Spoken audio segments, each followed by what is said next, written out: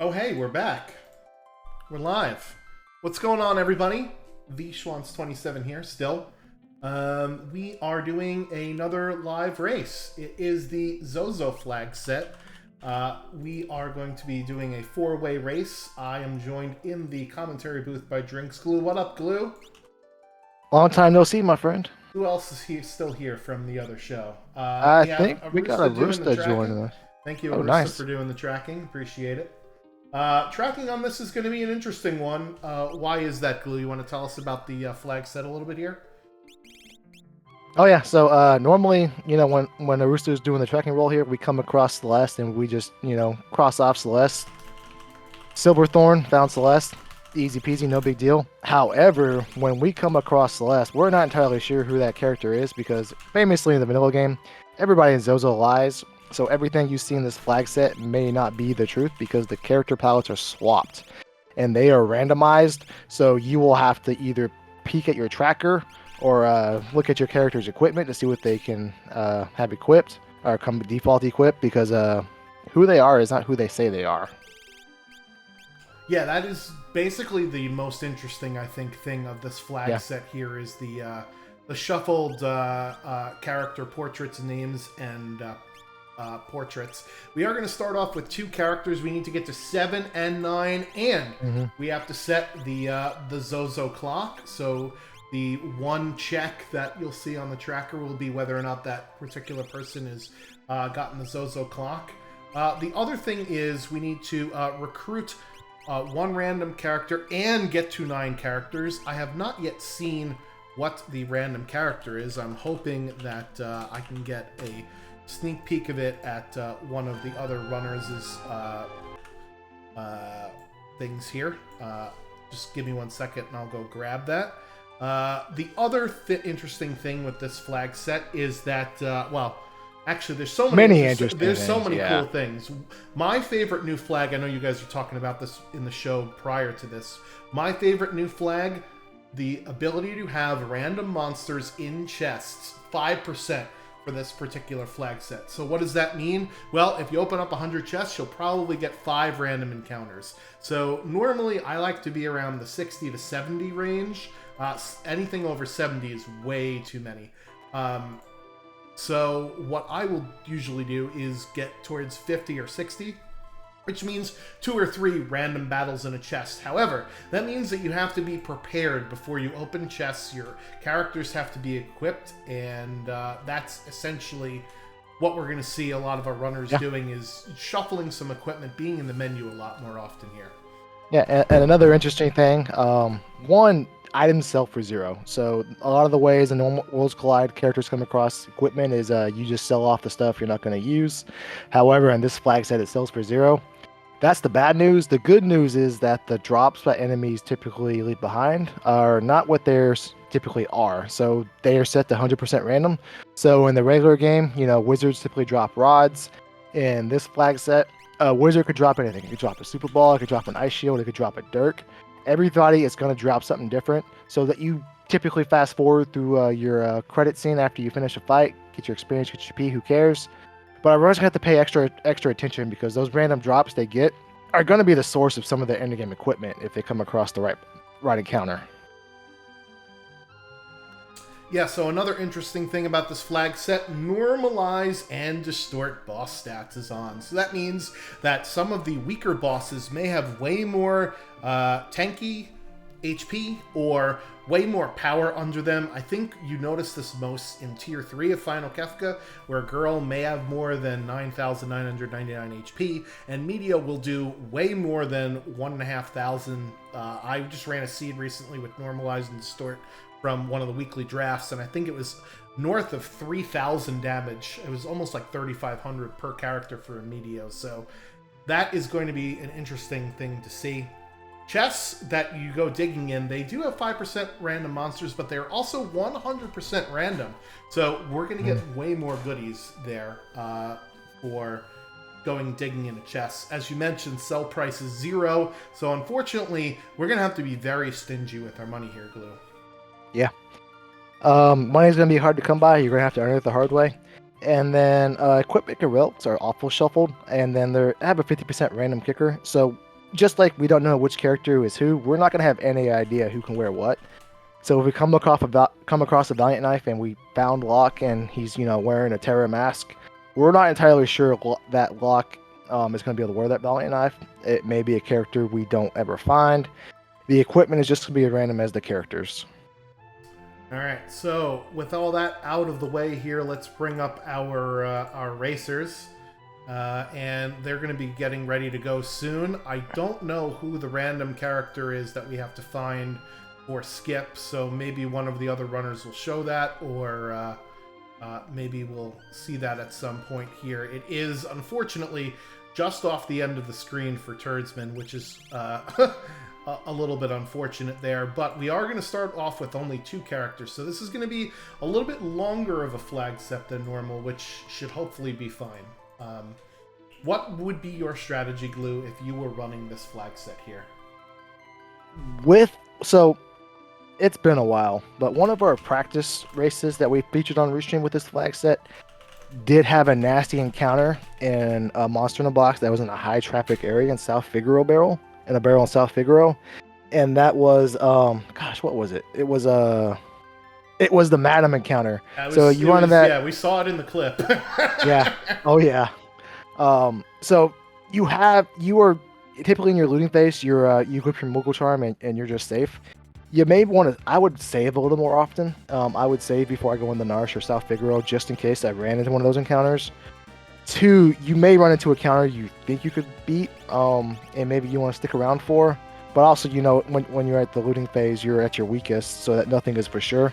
So just having that extra save in the back of your mind may allow you to do that. So first and foremost, I would save most often. A little more often, I would typically do so.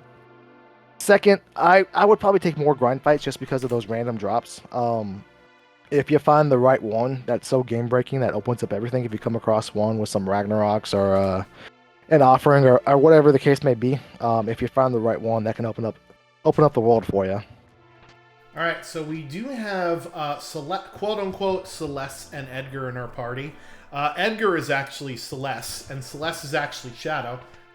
So that will indicate where we can go for our checks. We could do South Figaro Basement and Gal Manor for our free checks, and we have some interesting openers available to us. If this is me, I would like to do my free checks, do my shopping, head over to the Opera House here, and we're going to see what exactly is at our Gal Manor in just a second.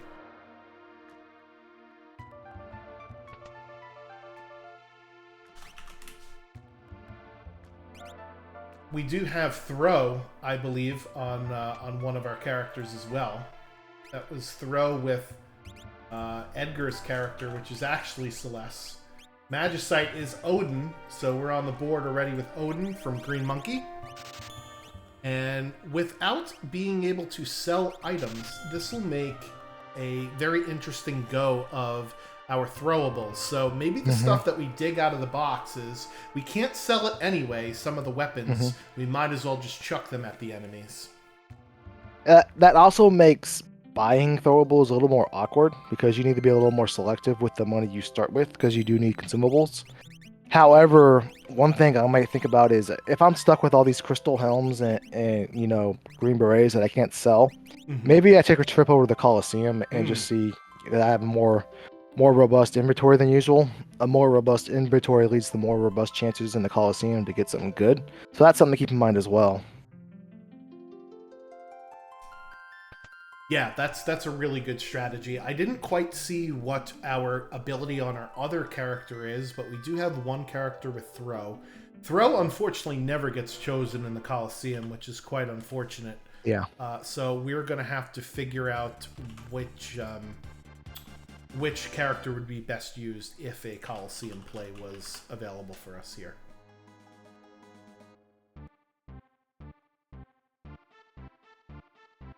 So we have a Shadow Celeste start, but remember, Celeste cannot wear the typical Gadoo she can.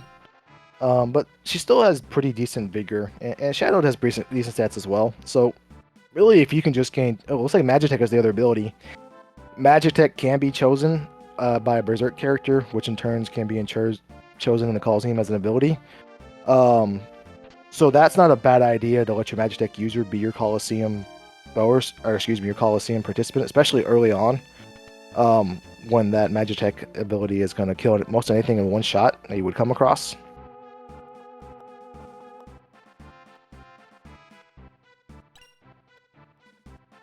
Yeah, that is a great point, that we can use, or rather the AI can use Magitech. Yeah. Coliseum AI, as we know, is never good, and Turdsman found himself a shot at some fire schemes and some shurikens. So Nice. the only way in this flag set to get money is to fight in fights or to steal it off of your enemies when you go to steal, because you did say that there are 100% random steal choices. Unfortunately, we do not have steal as a command on any of our characters yet. Yeah. Is But this random fights, or is this, did somebody dig in a box and find these here? No, so Christopher Walken looks like he's taking some fights on the overworld map, which I'm not super opposed to. It's the sooner you get off level 3, the more things that are open to you. And Christopher Walken is one of our mentees in our mentor program, and he's been working with One Free Fits a lot, and myself a little bit. And that's one thing I kind of ingrain into people is that you can't kill anything at level 3, but everything can kill you. So that could be just what he's sticking and putting into practice there. Is get off level 3. Now my monster in a box encounters aren't as scary, and I can kill them, most of them. And now I can freely traverse the world again. We did also see another Magicite there for Green Monkey at the bottom of the South Figaro basement. That was Raiden, I believe. So we got both Odin and Raiden off the board right away. 2 instant death Esper summons that we could potentially use later on in battle. And we'll have to see where our runners decide to go. Nice Pearl Lance there, and in the Returner's hideout. So, yeah, I'm wondering when our runners decide to go for their first fights here. Will it be at the Opera House, or will it be in the World of Ruin, South Figaro at Edgar's spot? So, yeah, I'm sorry, go ahead. I don't think we've seen anybody come across and encounter That's a right. monster in the box yet. It's not Edgar. I'm sorry. It's Shadow. Oh yeah. Well, with Celeste start, we even though Celeste is actually Edgar, we may see a Opera House play here. Gives you some battles, and then you fight your boss at the end, so you can work some battles into a progression, into a piece of progression. I still would heavily. If I go there, I would still heavily get more encounters, just to stack on top of that. With 2 character starts, you have to play it a little more cautious, because that gives you... We do have 2 strong abilities, but also if one character goes down, whatever killed the other character is highly susceptible to kill the one you have standing, and 2, it's kind of always in the awkward spot, because if you have to pick up your other character, the boss is going to act between that, and it's just a matter of can you survive it. So 2 character starts, you have to play it a little more safe. Yeah, the other thing with the 2 character start I've noticed is that normally I like to have at least an idea of what, some of my characters are going to be doing, in my initial looting phase. With only a 2 character start, you don't have to outfit as many characters, right? So you don't have to necessarily go looting as more, as you do see a flame shield for Silverthorn there in the South Figaro basement before he's going to pick up his Esper. Turdsman going to show us that the Zen Thief is selling a very expensive glowing stone there. That's almost the maximum amount. We still haven't seen anybody work into an actual check outside of what was freely available. However, we're only at the 7.5 minute mark, so yeah, it's still early. I think the first 5 or 10 minutes of a Worlds Collide seed is usually the looting and shopping phase. Ice Rod's there for Turdsman, but without the ability to sell any items for any GP, we're going to have to fight our way in order to get more money. Floating Continent is another option with a Shadow start. However, it's very risky because you have to fight not 1 but 2 bosses, including 3 forced encounters before you even hit the save point. So I don't know if I would do that first, or maybe do Opera House first, or as you mentioned with Christopher Walken was doing some grinds outside of Norsh there. Yeah, Floating Continent, definitely risky. Because if you run into one of the tougher bosses in the game, before you can even get a chance to save, it's almost a guaranteed game over, and you had to invest time to to get to that bad news. Yep. So the plus side of Floating Continent, however, is that there's 2 guaranteed pieces of progression, plus a lot of levels to be had. So a big question is how much risk appetite do our runners have? Do you want to play it safe, do an Opera House? That's not as much of a commitment. Do we want to maybe just do South Figaro, Cave on the Belt? Not South Figaro Cave. We don't have the real Edgar. Yeah, it's interesting because normally I say with Magitech and Throw, I'm going to throw a little bit more caution to the wind here. However, with just 2 characters, right, that sort of, tempers it back a little bit. So in the chat, in case you're just joining us, this is the Zozo Flagset from the Battlegrounds event, which had our character sprites, palettes, and names shuffled around. So Edgar is actually Celeste, and Celeste is actually Shadow. So that's why you see different things on the trackers than you're seeing on the screen. I know, it'll be a bit for us to figure this out. I think, Glue, that we'll probably go with the characters that we're seeing in battle versus who they actually are when we start talking about them. Otherwise, we're just going to get really confused. Silverthorn here running into a set of boxes, a box set, if you will. And only has really shurikens to deal damage against them. They have very high magic defense, so that Magitech ability is not going to help very much. And Turd's been giving us our first action. He's heading on over to the Opera House, which is one of the real Celeste checks. The Edgar wearing a Celeste mask, the Celeste wearing an Edgar mask. This is going to give him 4 fixed encounters, maybe 2 or 3 if he gets really lucky and he's been playing dodgeball a little bit. Hey, I mean, we did see in the clip highlights it is possible to get 0 rat encounters up here, but 5 is the most that you can get, and there are 2 different encounter types here, so we'll see which one Swordsman run into. He dodged the first one, but not the second one. I would run from this. We've got fire. I think Does we'll he be have okay. fire skins? Oh, he got fire skins? Yeah, I would not run from this. Yeah. Yeah, Evil Oscars are weak to fire, so get out your inner pyro peeps. Meanwhile, Silverthorn and Workin are both doing their grinds. Workin in the South Figaro basement, looting while walking, which is something that I really like to do if I don't have an obvious, hey, let's go to this check to get our levels. And Silverthorn also in a really nice grind spot outside of World of Ruin Narsh, where there's a bucket right there. Meanwhile, Green Monkey is subverting every expectation, going to Cave on the Belt here as one of Shadow's checks. Very nice. I'm a big fan of doing peekable checks early, doing 1 or 2, because when you're in a race setting, a lot of people are going to save that for last, so they might think or say to themselves, hey, I know I can go peek this, I can see what it is, and if I don't need it, I just bolt out. However, if you go there early and it's something super, super nice, super powerful, not everybody's going to get that and utilize that until later because they took that strategy. So if this is a really good magic site with a strong stat boost, he'll be the only one that has it for majority of the seed. So, question: I don't know how closely you've been watching the loot that we've been picking up. There is a monster in a box in this check, and Green Monkey headed to it first. Do we have one of the offering potential weapons here in play that I must have missed at some point? I don't think we do yet. Ooh, we do have our first monster in a box.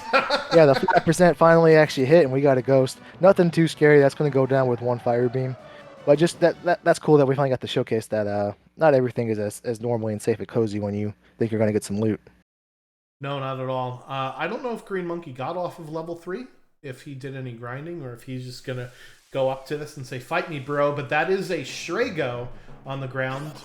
Quote-unquote Strago. You can't see me doing the finger quotes there. I don't know who that actually is.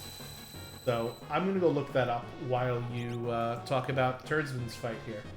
Yeah, so Turdman's coming across the crane fight here, and this is a little scary, not super scary. I don't think he has water edges, which both of the cranes are weak to water. All machinery in this game, by the way, is weak to water.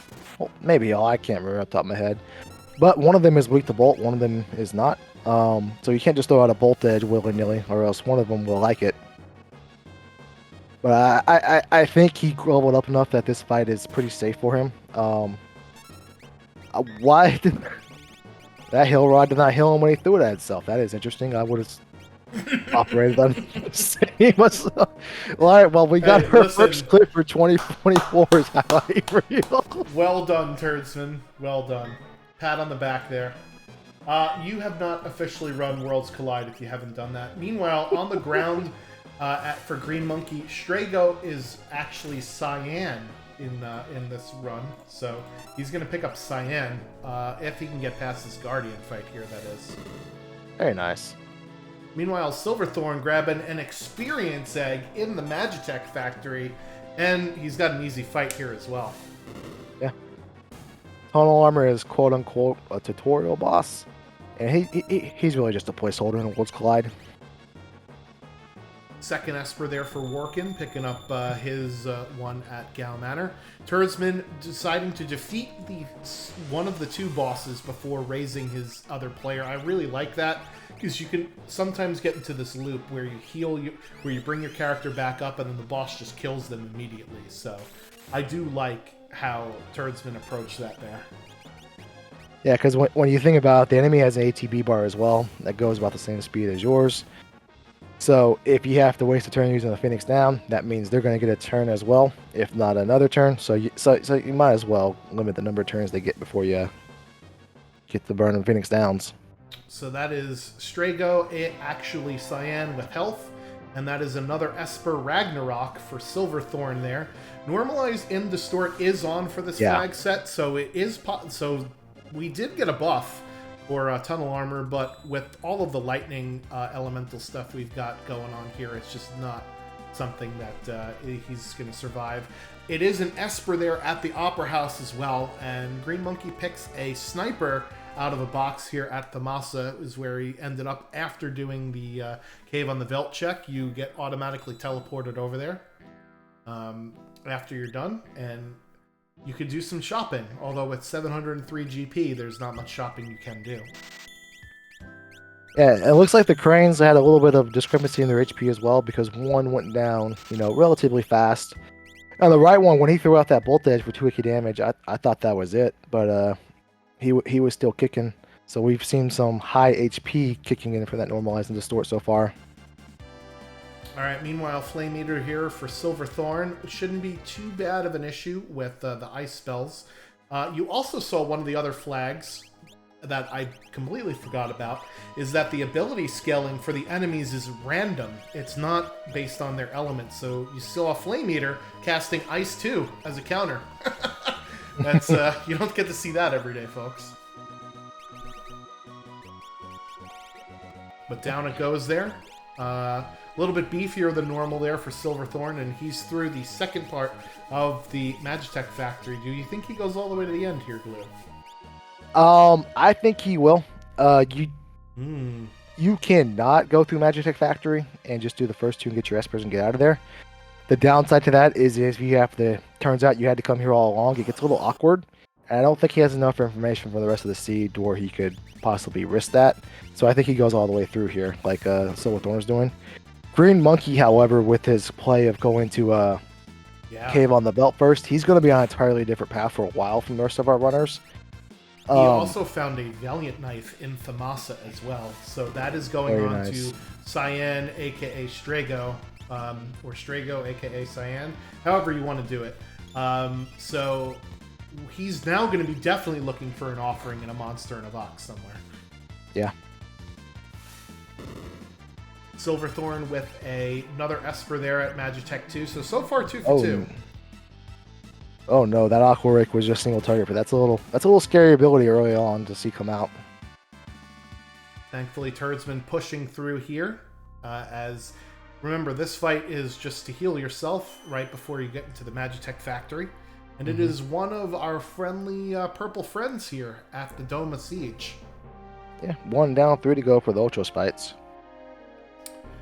And even with Normalize and Distort, that purple octopus is not a problem. It is not a character here because we would have had them join the party first.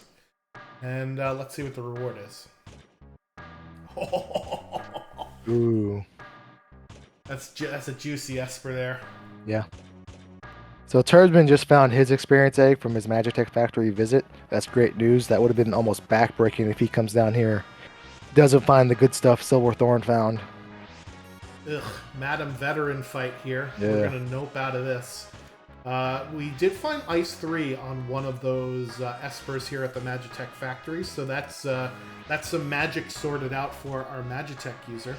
Because unlike in Ultra League flag sets, you do not get the Magitech upgrade at the end of this here. And another pretty nasty fight. It's 2 for 2 here on this minecart ride.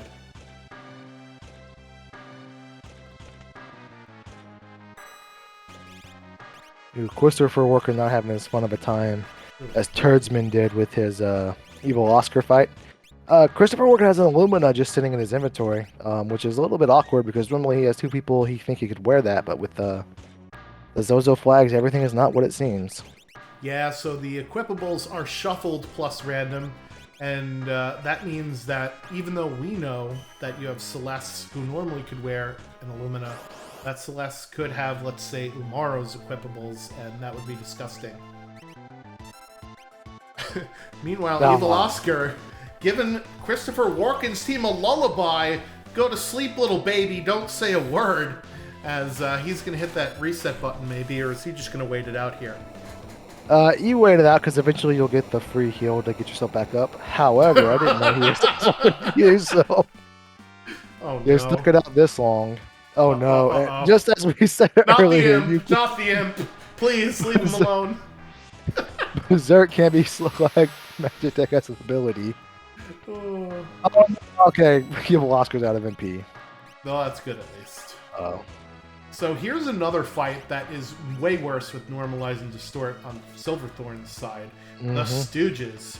The Stooges normally have all around the same HP, but with Normalize and Distort, you could have one of these Stooges get very, very beefy, and if their magic ability or magic power gets cranked up really high, it could be an AoE counter one-shot for your crew.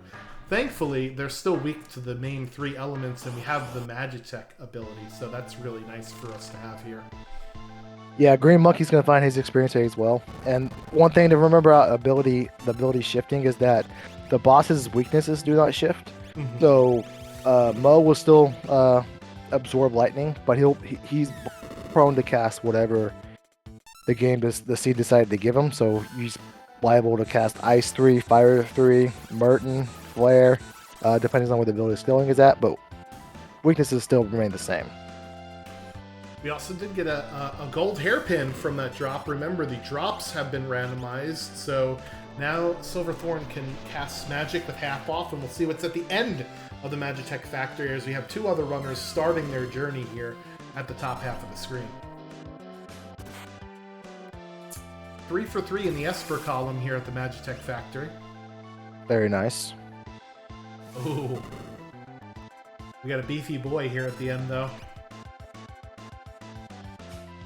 Atma can be scary at times, depending on where your ability skilling is at. Even more so when he can fire off anything in the world at you. However, he does have pretty low magic defense, so some Ice 3s and some elemental schemes should do him in here.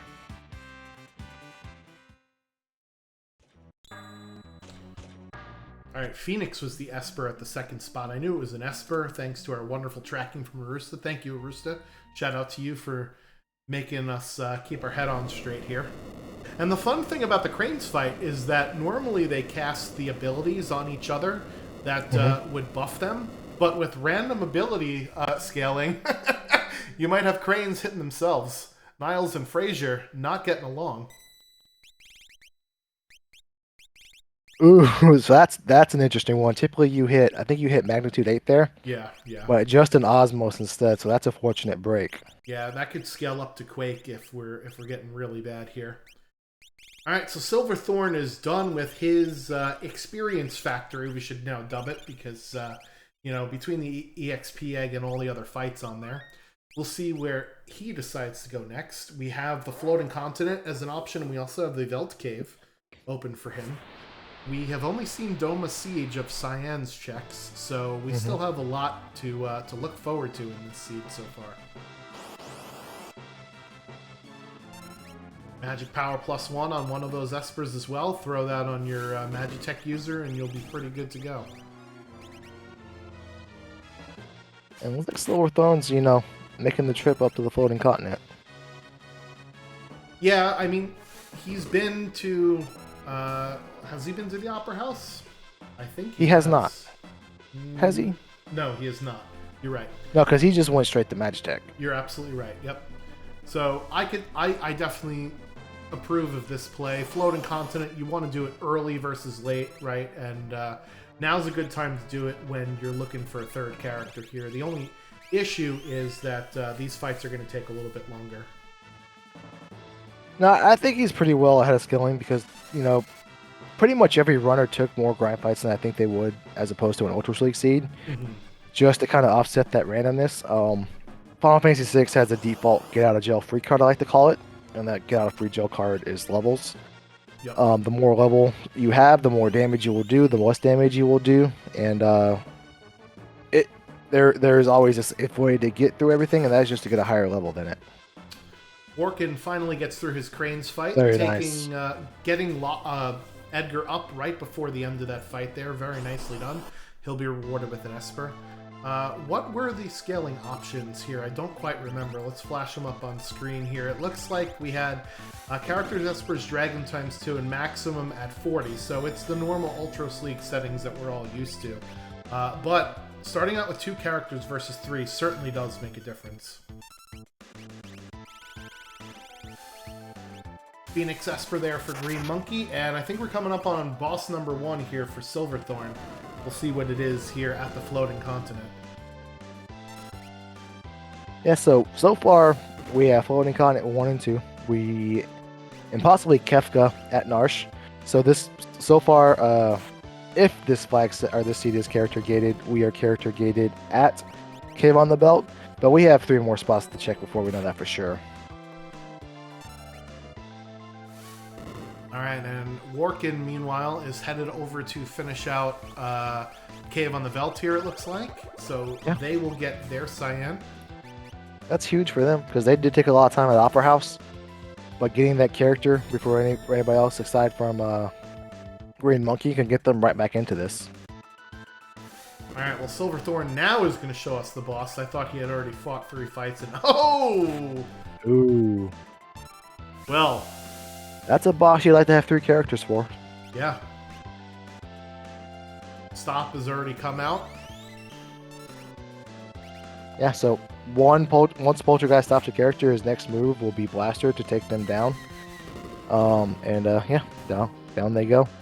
And that just puts you in an awkward character you have. That's an awkward spot when you have 2 characters and one goes down. You gotta revive them and then hope Poltergeist doesn't take him down again. Yeah, and this is the worst spot to have this boss in here, because we do remember, if you die here, you go all the way back, and you're reset out of all of the progress that you made with your levels, and you don't get to see what's at the end of the Floating Continent here. Good time to break a rod, though. Yeah, this is, there are a lot of pivotal moments in the seed. Sometimes you don't realize it. And it looks like a Silverthorn is realizing that this is a pivotal moment for him because he committed to those 3 fights before he had to get here. 3 fights plus a decent amount of animation time. It really needs to be all hands on deck because you don't want to lose that time, give it backwards, and then have to go somewhere else and then come back here again. Alright, so Turdman is going to fight his toilet boss at the end of the minecart ride. Or rather, at the end of the check after the minecart ride. Green Monkey is still on his minecart, but he does have a 3rd character with a Valiant Knife. Workin notices an old man on the ground, so they are going to get their 3rd character, and Poltergeist is down for Silverthorn. Very nice. Huge play there. Yeah, it looks like Poltergeist was rolled on the lower HP side because he went down pretty easily. Question in the chat from Lord Lundar. Is it possible to skip Soar if you fight him in the air? I'm not quite sure what you mean by that, so if you can clarify, we can certainly answer that for you. But at the end of the Magitech Factory, you do fight 2 bosses, one on the minecart ride and one as the escape where the cranes would normally be. And then for Floating Continent, you fight where the Ultros and Chupon fight would be, and then as you're falling down, where the Air Force fight would normally be. Oh, it's a Final Fantasy joke. Shows you how good that I am. I have not played 14, actually. I have it installed, but I've never actually booted it up to play it. Oh, and Lucky laying down on the ground is the Shadow Sprite. Very nice. Shadow is Ooh, it's our Go-Go. Go-Go. So that's character number 3 for Silverthorn, and Go-Go, when you already have a character with throw, chef's kiss. And looks like he's got a pretty decent equipment pool as well, because he was able to equip a lot of those high tier items he had sitting in his inventory that nobody was using. So that's a pretty good feeling right there for Silverthorn. Turdsman, meanwhile, is out ahead of all of our runners with a shiny stone count of 6, and is going to get his 3rd character here. Very nice. Meanwhile, Guardian fight for Workin. We do have the weakness of Guardian, which is those lightning elementals. Nice to find some cash in a box there for Silverthorn, especially Always in this nice. seed, where you can't sell back your items for anything. Green Monkey's already at level 31 on his Strago. That is the power of Experience Egg, and also going to, eventually here showcase the power of the Valiant Knife. Yep. Workin gets his... Oh my god, he has his 3,300 HP. That's insane. I would trade my grandma for an offering right now if I were him. Look who could Ooh. wear the Illumina. Very nice. Well, he's technically Cyan, so Cyan does have Holy- decent vigor in the regular game. However, his equipment pool sucks. There's no... I think Workin is 2 Illuminas. How the heck did he get 2 Illuminas? Where has he been that we weren't paying attention? He must have gotten them from a fixed encounter. Oh. Outside of Narsh that nobody else is going to get. So that's huge. Yeah, the because drops are randomized. Correct, yep. Yeah. So just to, make fun of Cyan a little bit more, his equipment pool is just awful in a regular game. But since he doesn't get his default equipment pool, if he happens to get a Lox or, anybody better, that 53 vigor is actually not that very impressive. And then with an Illumina, that is a very strong S-tier defined role for a character for the rest of the seed that nobody else has but Christopher Workin. Yeah. Ooh, Christopher. I'm sorry, go ahead. Another pivotal moment here. There is a Valiant Knife in the area. Will Christopher Workin's Moogle sense go off and pick it up? No, I think he's walking past it. No, he has one in his inventory. Was it upstairs in the room when you wake up? I don't know. I don't remember exactly where it was, but I saw it was on Green Monkey's screen when he went to go equip Strago. So it must have happened either before then or. Well, Green Monkey originally found it, showed us that it was there when he went and got his Strago Cyan. I don't know if Christopher Workin picked it up while he was there. Yeah, I know he has one in his inventory at least. I really love this play of going the Doma Dream here. After finding your Cyan, Doma Dream is the best checking in the game in my opinion. 3 possible pieces of aggression just for two boss fights. Sign me up every time.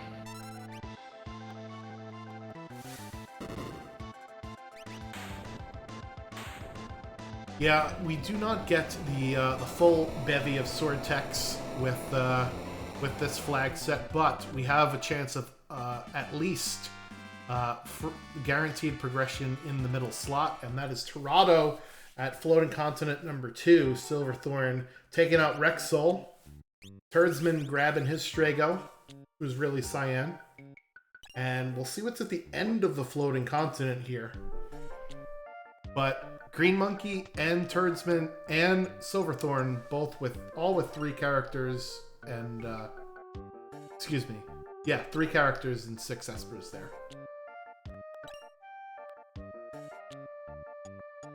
So Turdsman is showing us the loot of the Mossa right now. I'm paying close attention with that Valiant Knife on the radar. It must have been upstairs. Well, we'll see when Turdsman goes to equip his Strago what he's actually got. Maybe he got it from that monster in the box that was a Lobo. 'Cause I don't Yeah. think anybody else did it.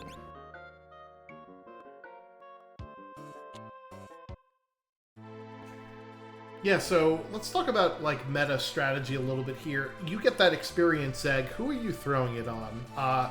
In this case, I think I give it to Gogo because Gogo can't equip Espers to pad their stats, but the higher you go in levels, the better Gogo's stats will be. What are your thoughts on that? I differ a little bit from that. In Christopher Workin's case, well, he doesn't have the experience egg, but if he did, it would be my Lumina user. In Green Monkey's case, I would probably put it on my my throw user. Even if you never come across another weapon for your throw user to actually use and utilize those levels, just have the throw dirks at a high level. You can easily get the quad 9s with an Atlas Armament and a Hyper Wrist once you take your experience egg off. So my safest avenue to non-elemental defense piercing damage, my throw user, that's who I probably put it on. Alright, so it is the Ghost Train at the end of the floating continent here. Unfortunately, just the Force Armor at our first spot, but we have Terra running around at spot number 2. And Terra is, let's see, 1, 2, 3, 4, 5 characters down. Terra is actually Edgar, this seed. So nice. That's Edgar for Green Monkey here. That's some discount shopping if we want it. Turdsman, meanwhile, I wonder if he's got to take this dragon, right? Yeah. And this is our second monster in a box sighting, outside of the typical monster in box encounters. He's getting snagged in second to last chest in the walkthrough of Mount Zozo. Ghost Train slightly tankier than normal. That's that normalize and distort stats coming into play there for you here. And at the end of the floating continent is another Esper or Silverthorn. So unless there's something in Zone Eater, the way through this seed has got to be the Cave on the Veldt here. Oh, there's nope. Gogo. There is Gogo, but who is not Gogo? Gogo is Umaro. Very nice. As we hear from the music. So Turdsman opted not to take the dragon. He may get it on the way out and warp out. One thing I like to do occasionally is pass up the dragon, come here, see there's an Esper. If the Esper is something worthwhile, you throw it on, then the dragon fight lets you learn it before you have to take on another non-dragon boss. But I don't know what's he going to do here. Yeah, it looks like he's going back. He's either walking of shame or walking back to do what you just said.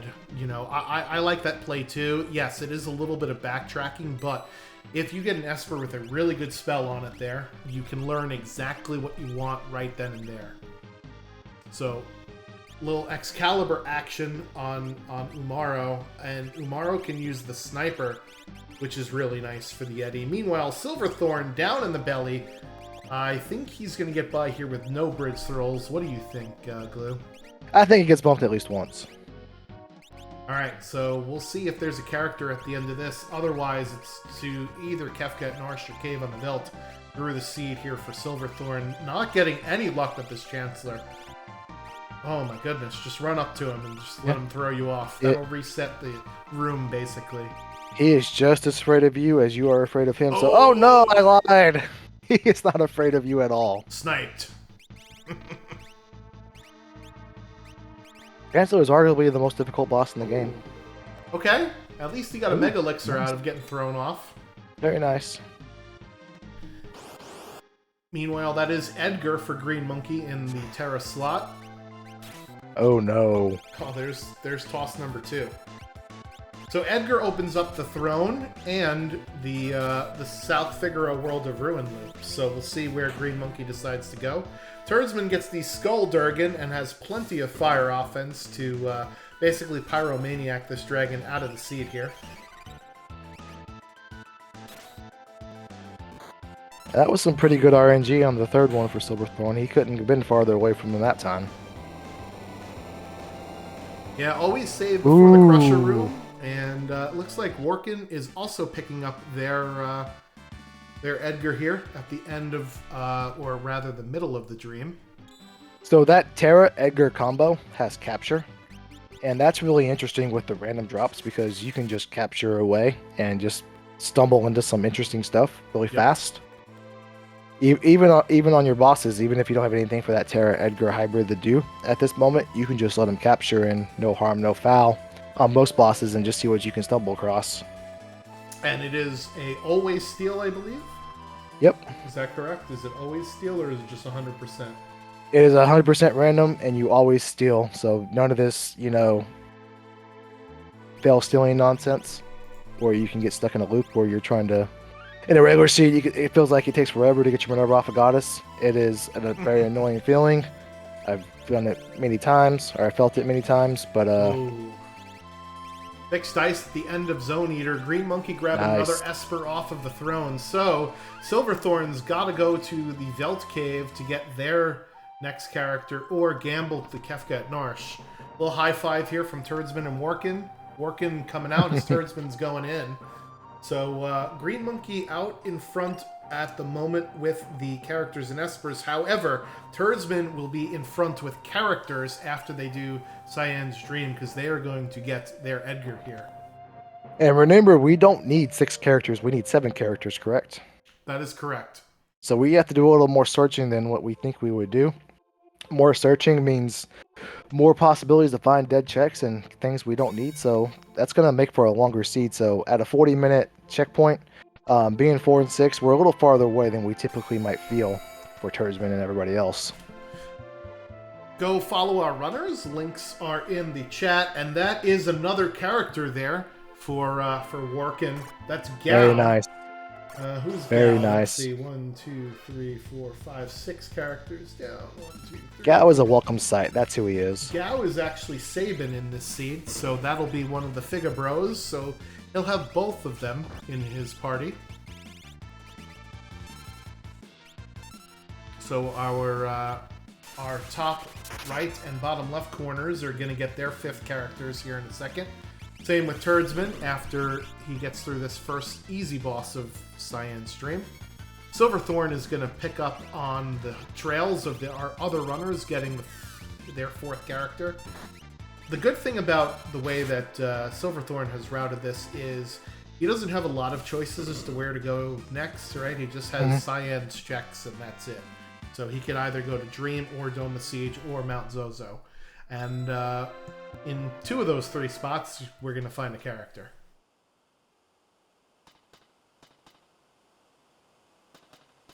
Alright, what boss is down here in the Figaro basement? It's Daddy Pants. 23,500 and a behemoth suit for Green Monkey, pulling the chests out of the treasure room there. Very underrated part of this Edgar check is all of those chests all in a row there for you, plus all the ones down in the ancient castle as well.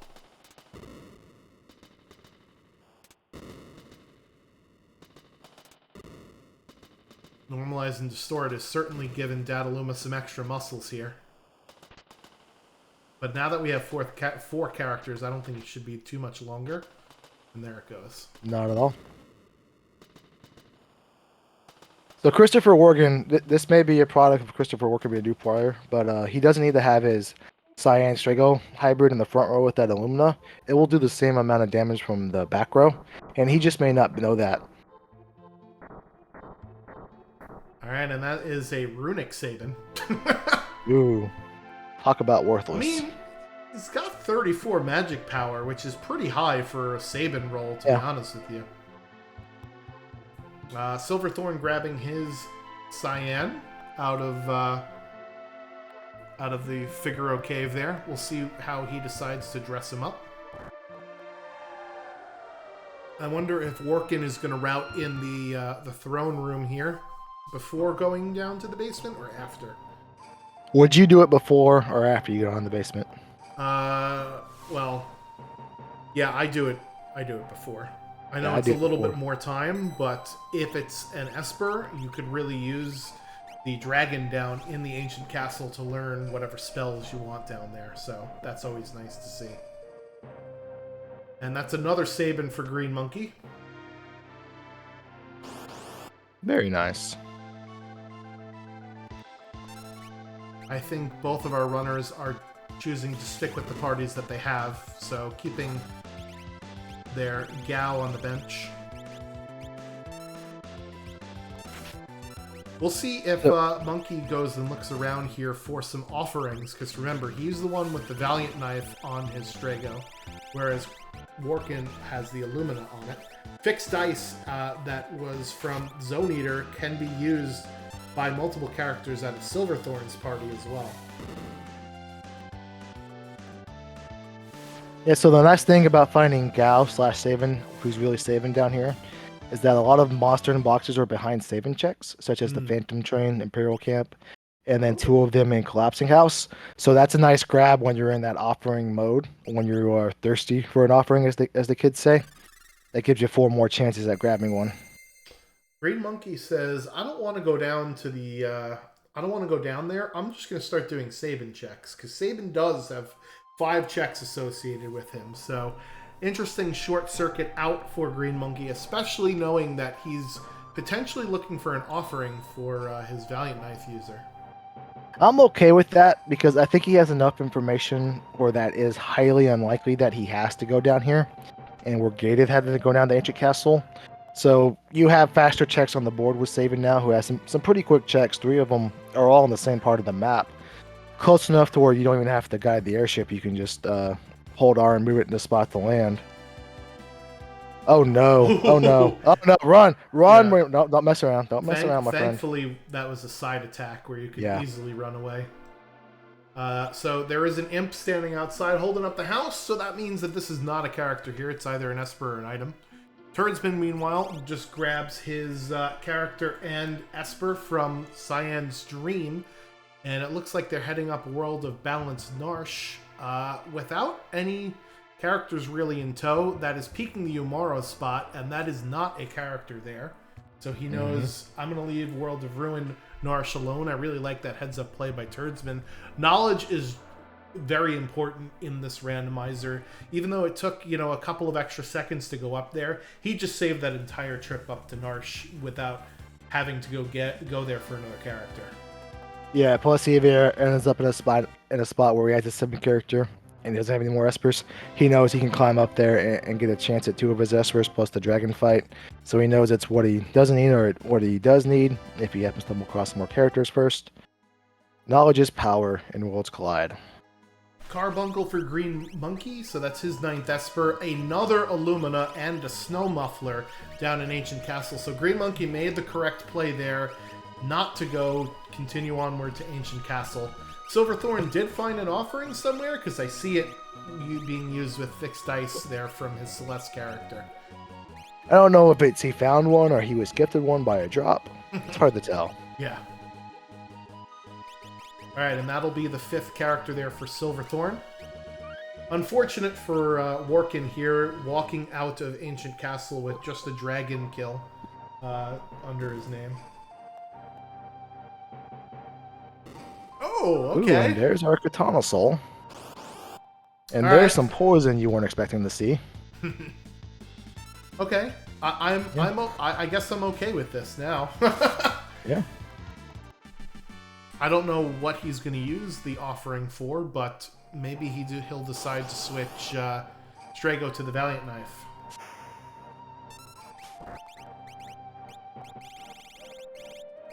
Turdsman at Doma Siege, fighting Ultros number 2. Gonna get an Esper for him.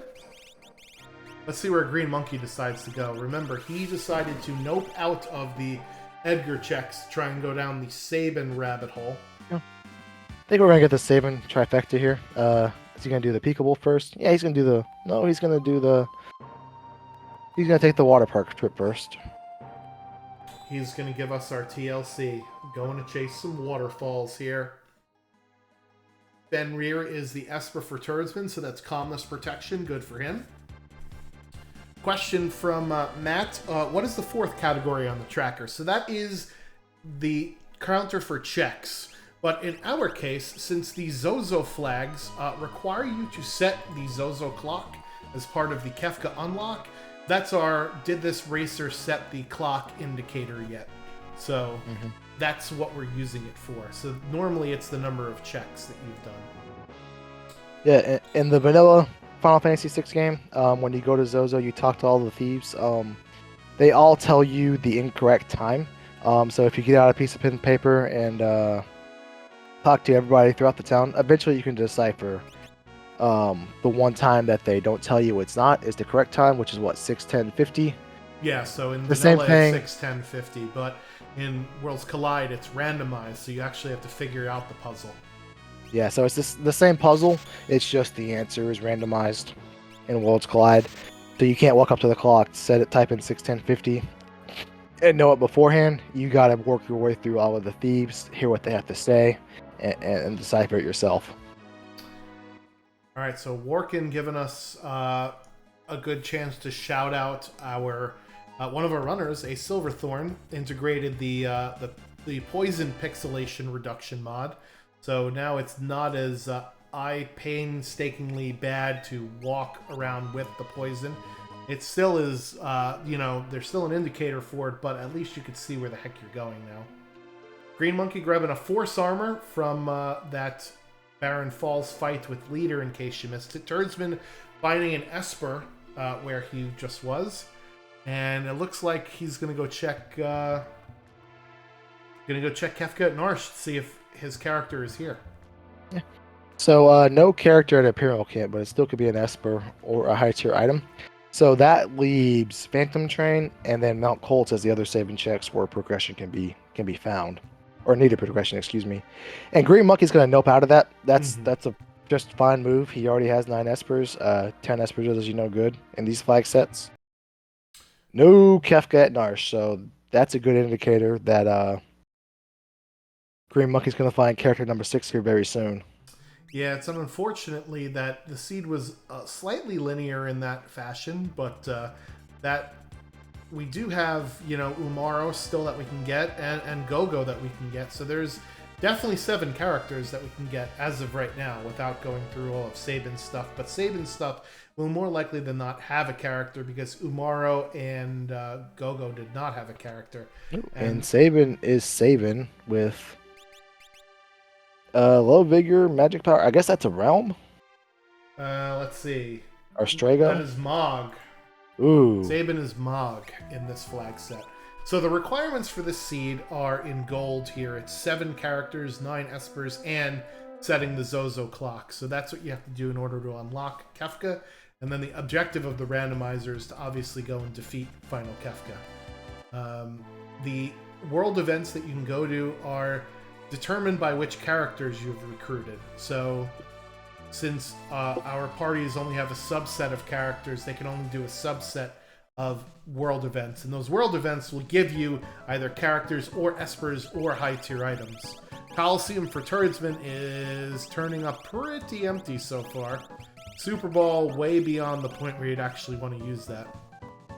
That's a bummer for Turdsman because he's had bad luck after bad luck after bad luck, and he's running himself out of this race. Unfortunately, just do some bad RNG. Silverthorn here showing us how to set the clock. Basically, that guy tells you the correct time for whatever time slot it is, and then you have to talk to everybody else to figure out what the wrong time is. So I like combining this, setting the time, with doing, one of the other checks, like doing the Zozo check. Unfortunately, you can't access the other tower in the World of Ruin. You have to do it in the World of Balance. That's unfortunate because that's just a good idea going bad there for Silverthorn. Yeah, there's only one clue you can get, really. Well, no, there's 2 clues. There's 2, you can get. Yeah. You can get the weapon shop one and the cafe one, but other than that, you can't really get a lot of other clues here. It looks like he's just going to go for it, though. So, moment of truth here for Christopher Workin. If he opens this box on the left, he's in for a rough time. Oh, no. Yeah. He doesn't get the preemptive, and let's see if he's aware of how dangerous this fight is. Oh, he is not aware at all. Scotty doesn't know. Don't tell Scotty. Oh, no, he dodged the waist shake, which will confuse the character. And disappear is probably the only thing you ever want to see these guys do. All right, so Silverthorn notices that the minute hand is pointing at 10. So we could cross that off the list of possibilities.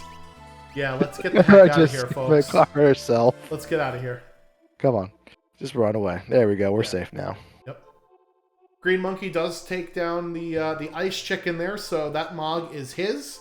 And he's one step closer to his 7-character Kefka unlock. Mog has the Lone Wolf check and the Moogle Defense check, so we'll see the Moogle Defense is a peekable one. We already know Kefka at Narsh is not a character, and it looks like Green Monkey heading immediately over to Narsh here. Well, he has his Lone Wolf check, so Lone Wolf can be a character. And then obviously Moogle Defense could possibly be a character. Yeah. I've grown to doing Moogle Defense first. You can nope out of it real fast. It's kind of awkward when you do Kefka at Narsh, you warp down. You have to walk all the way out to save to get your chance to peek it. Or you can risk it and commit to it, but then in this situation, you don't want to go in there blind without having an option to get out of it. So I've grown to saving, just going straight up here, going straight into the Moogle Defense, and then resetting if it's not what I need.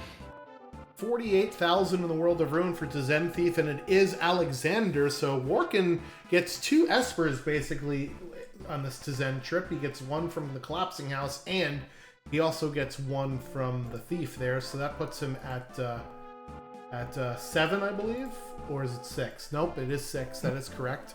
Turdsman getting his 6th character here, and Silverthorn will be fighting this dragon before moving on to getting their 6th character. I think this is a Yeti here, right? At Mount Zozo? Yeah, it was the fake Yeti, but looks like Green Monkey saved, so I think he's gonna hop into the mines. The tricky part with hopping into the mines here is that you will see a Mog sprite. However, that Mog sprite could still be another character, because typically in this check it's unlocked, it's gated by Mog. So you have Mog in the party, so you know that can't be him. There is a chance that no matter what we see here, it was a character all along, and that would be really unfortunate for Green Monkey if that was the case. Yeah, that's like one of those weird conundrums. Let's see. All right, so that is Locke. Is Locke Mog sprite? Well, that would be funny if it was. No, it's not, actually. Locke is the sprite for Terra. That is our 7th character there. Meanwhile, Silverthorn is going to get their Yeti at the top of Mount Zozo writing love letters. And 6th character for Turdsman is Sabin down there as well. Now, Let's see if Turdsman short circuits out of here if he continues. Gotta love seeing the 2 Sabins side by side with the Terra there. Yeah, so Green Monkey is going to continue on with this, and he will be in almost go mode. Because remember, you do have to set the randomized Zozo clock, and I think Silverthorn is going to finish up that process right now. Oh no, Turdsman went out. That's a he doesn't know it, but that's a huge play right there. However, he's gonna go back up to the throne and get his I think he's saving, and then if this is a character, yeah, I like going out and saving and checking this, because, right, if it's not a character, then he could just reset. Silverthorn, meanwhile, talking to the conga line of individuals to see what time it is. So all of the times you will get from these guys will not be the clock. So basically what I like to do is I like to write down all of the hours, minutes, and seconds possibilities on the clock. So we know it's not 20 minutes or 10 minutes. We know it's not 40 seconds. And this is where it starts to get really weird because, you know, there's minutes and seconds are interchangeable. All right, so the time is definitely 50 because we saw it's not 10, 20, 30, or 40. And we also saw the seconds was not 40, I believe. Mm-hmm. So based on the other clues that we got, let's see if Silverthorn can figure out the puzzle. Because there's one more guy you could talk to, but you have to continue going upwards towards the end of the check. Sometimes you do need his clue, and sometimes you don't need his clue. So let's see what he's going to show us there. 50 is definitely the minutes, at least. Ooh, nice. Yeah, so it's kind of awkward if you don't have warp because you have to go higher. Oh no, monster in a box. Jebaited. I got him. This is It really is the odd. flag set to ward off the loot goblins. Meanwhile, it's Fumbaba there for Green Monkey gating his go mode. And Turdsman is going to go ahead and talk to all the nice, great people in Zozo. Orkin, meanwhile, is actually going to show us what's at Imperial Camp, I think, right? We didn't get to see this before. No, because Green Monkey had checked it, but once he saw it wasn't a character, he got on out of here.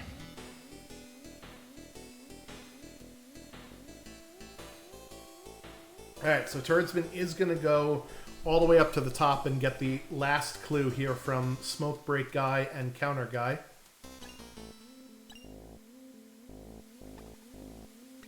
Counter Guy says it's not 40 minutes, which we already knew. In seconds, they are not divisible by 20. So that means it's either 20 or 40 with the seconds. And since the other guy told us in line that it is 40 seconds, that means that 20 is the actual number. And that is Terror with Rage there for Green Monkey at the end of the Moogle defense. So he is almost in go mode there. Just has to go set the clock. Which is what Turdsman is just about to do right here.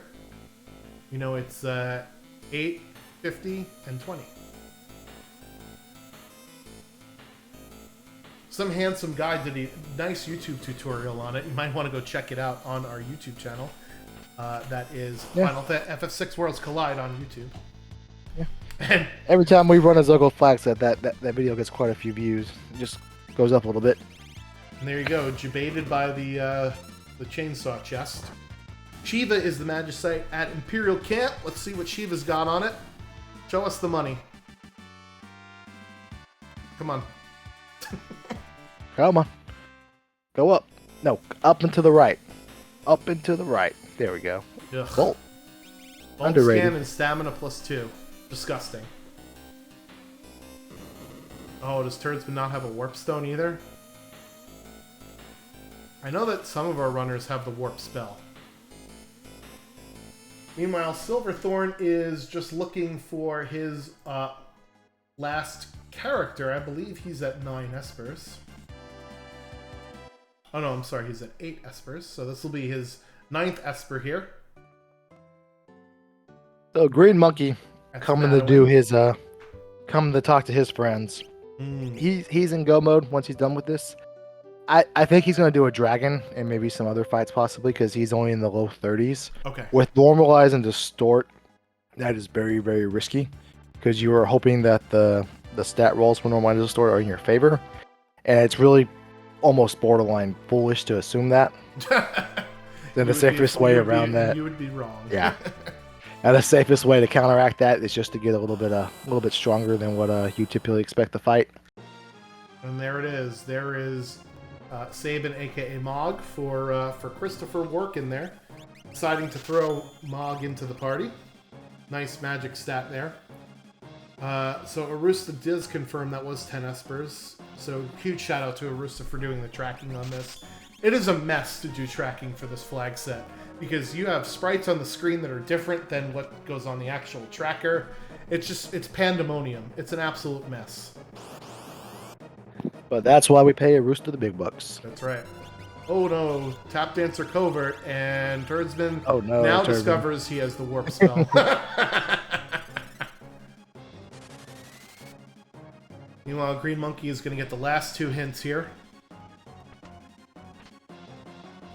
Silverthorn resets seeing that there's no character at Yeti. So for him, he has to get Sabin still, right? Yeah. Because Sabin leads to Mog, that leads to Terra, that leads to... Leads to everything good. Yeah. Yeah, he's missing that Sabin. Where was the Sabin? Underground. Oh, no. That's right. That was at Edgar. Which is good, because it's peekable, right? You could actually go... Well, no. Herdsman went down there, so he's missing his cave on the belt. Oh, no, I'm talking about Missing a Silverthorn. sign? Silverthorn. Oh, that's Sorry. correct. Yep. You are correct, sir. Yeah, where the heck was Go-Go? Mount Zozo, because Oh. he's the Yamaro. That's correct. Or that's right. Oh, Gogo was at the end of the floating, or the beginning of the floating continent. That's right.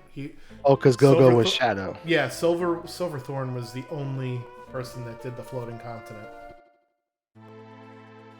10 Espers there for Turdsman. And it looks like Green Monkey here is going to correctly guess the time. Uh-oh. Ooh, no. He may have miswrote it down, or... Yeah, it's 8:50:20. He doesn't know what the minute is, so he's just going to go through process of elimination. The bad thing about not knowing what one of the things is you start to second guess yourself the closer you get to the end. But one more. There we go. There he goes. That's a great feeling. Unlock final Kefka complete for Green Monkey. Turdsman is going to be doing the exact same thing here once he sees this Smog here on the train. Silverthorn is also going to be in go mode as soon as they get out of the ancient castle. So we got a race here, folks. Now, since we didn't get to 9 characters, nobody is going to get skip. How would you approach this Kefka's Tower, knowing normalize and distort, and you're not going to get skip here? Oh yeah, mid to low 30s for the levels on Green Monkey there. Well, I am a man of faith.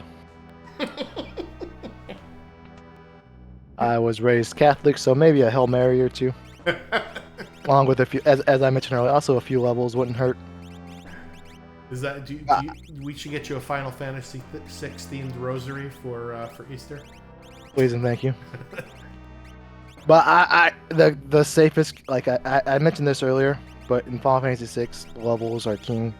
Levels are the key to everything. If you want to get strong, you just get more levels. So I definitely think we'll see some dragon fights before we head on there. I wouldn't even think it would be out of line for Green Monkey or Turdsman when they get their unlock to go up to Narsh and do the dragon plus 1 or 2 more fights. One or two more boss fights just to get those extra levels. Because you really don't want to, get on the wrong side of a tier 3 that rolled high magic stats or high HP. Or even a tier 2 that rolled some high magic stats, because some of the AoE attacks can wipe you with one turn. With one cast, even with max HP, if they're on the wrong side of a magic stat roll. So it can get real awkward real fast with normalizing the store on Final Kefka. Petey Bird giving us a suggestion: 10 Hail Terras. I can get behind that. Her mother was Madonna, right? Which was supposedly like, that was a biblical reference for sure. Oh yeah. So, name checks out.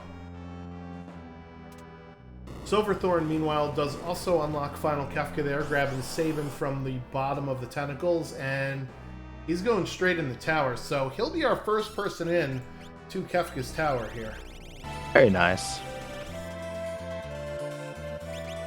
And keep in mind, just because a Silverthorn, even in a non-normalizing normalized distort flag set, going into the tower is not a sure thing that you are going to be the first one to finish.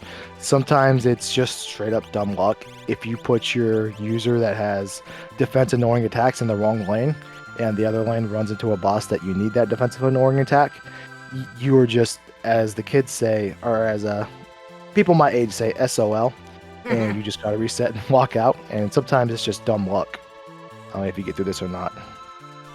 Alright, so Silverthorn is not overloading one party or the other, so that leads me to believe he is just going to go do the tower straight up here. Normally our runners like to divide their parties into 2 strong characters, and then 1 strong character, and then 1 strong character, so that's what we're beginning to see here from a Silverthorn.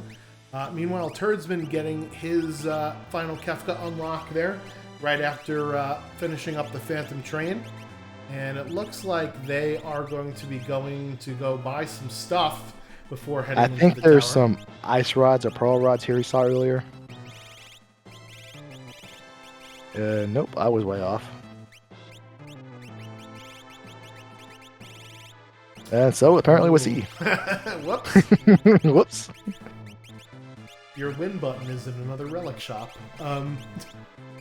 Meanwhile, Christopher Walken there with 6 characters and 8 espers. It looks like they are going to be in World of Balance Narsh. So either they're doing the shopping here or they're going up to Kefka Narsh, which unfortunately is not their character. He has to go to either Mount Zozo or to Mughal Defense in order to get his final character. Well, he has the Mog, so he may hop in. Oh, that's right. He may. Yep. So he can get the Lock. What was it? The Lock hybrid, who was actually Terra. So if he just doesn't go left at this little ramp, he can get his character that he needs. Although I don't blame him for going all the way up top because he does need one more Esper, and you might as well take 2 stabs at what you need instead of 1. So I don't fault him for this at all. I don't think we've seen Lone Wolf, so this will be something new for us. So thank you for that, Mr. Warkin. Always like seeing some new 411.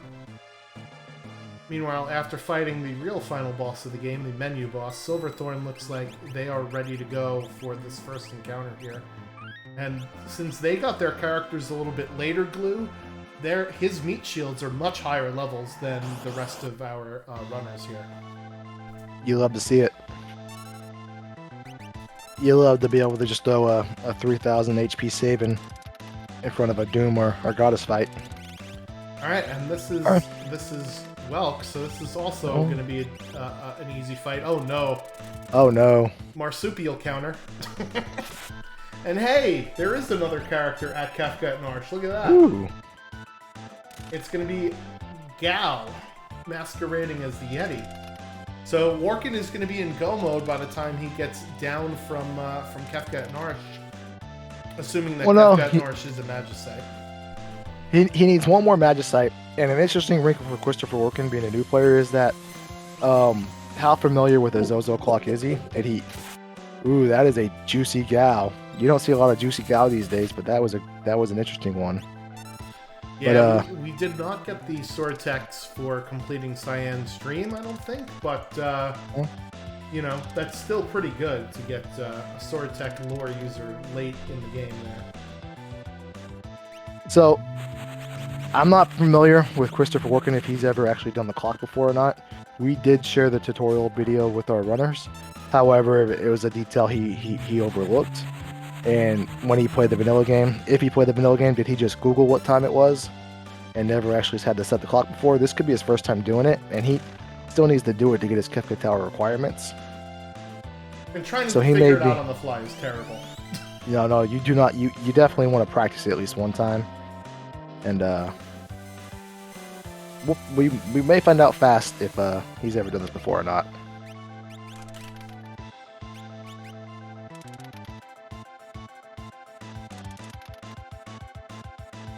Ooh, sniped. I am not a big fan, or I would not be a big fan of seeing Welcome to Spot with normalizing or shuffled abilities and having a fixed dice offering for a Welk, because you're gonna get hit with Wombat, you're gonna get hit with something you weren't gonna expect, and this fight, Welk is by all means a tutorial fight.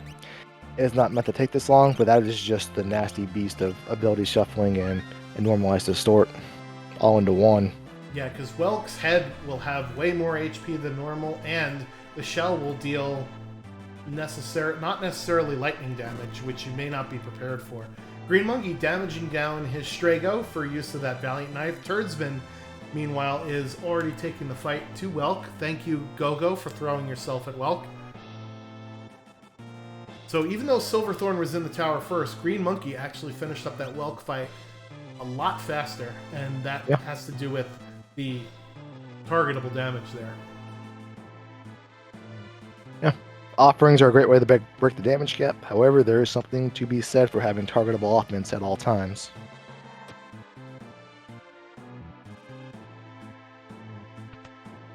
Alright, a Silverthorn moving the rest of his party into position. Ooh, well, Nino is exciting. For Turdsman. Not if you got a flame shield, and I know we picked one of those up somewhere. All right, Gogo, stop hitting the boss, please. Stop hitting the boss.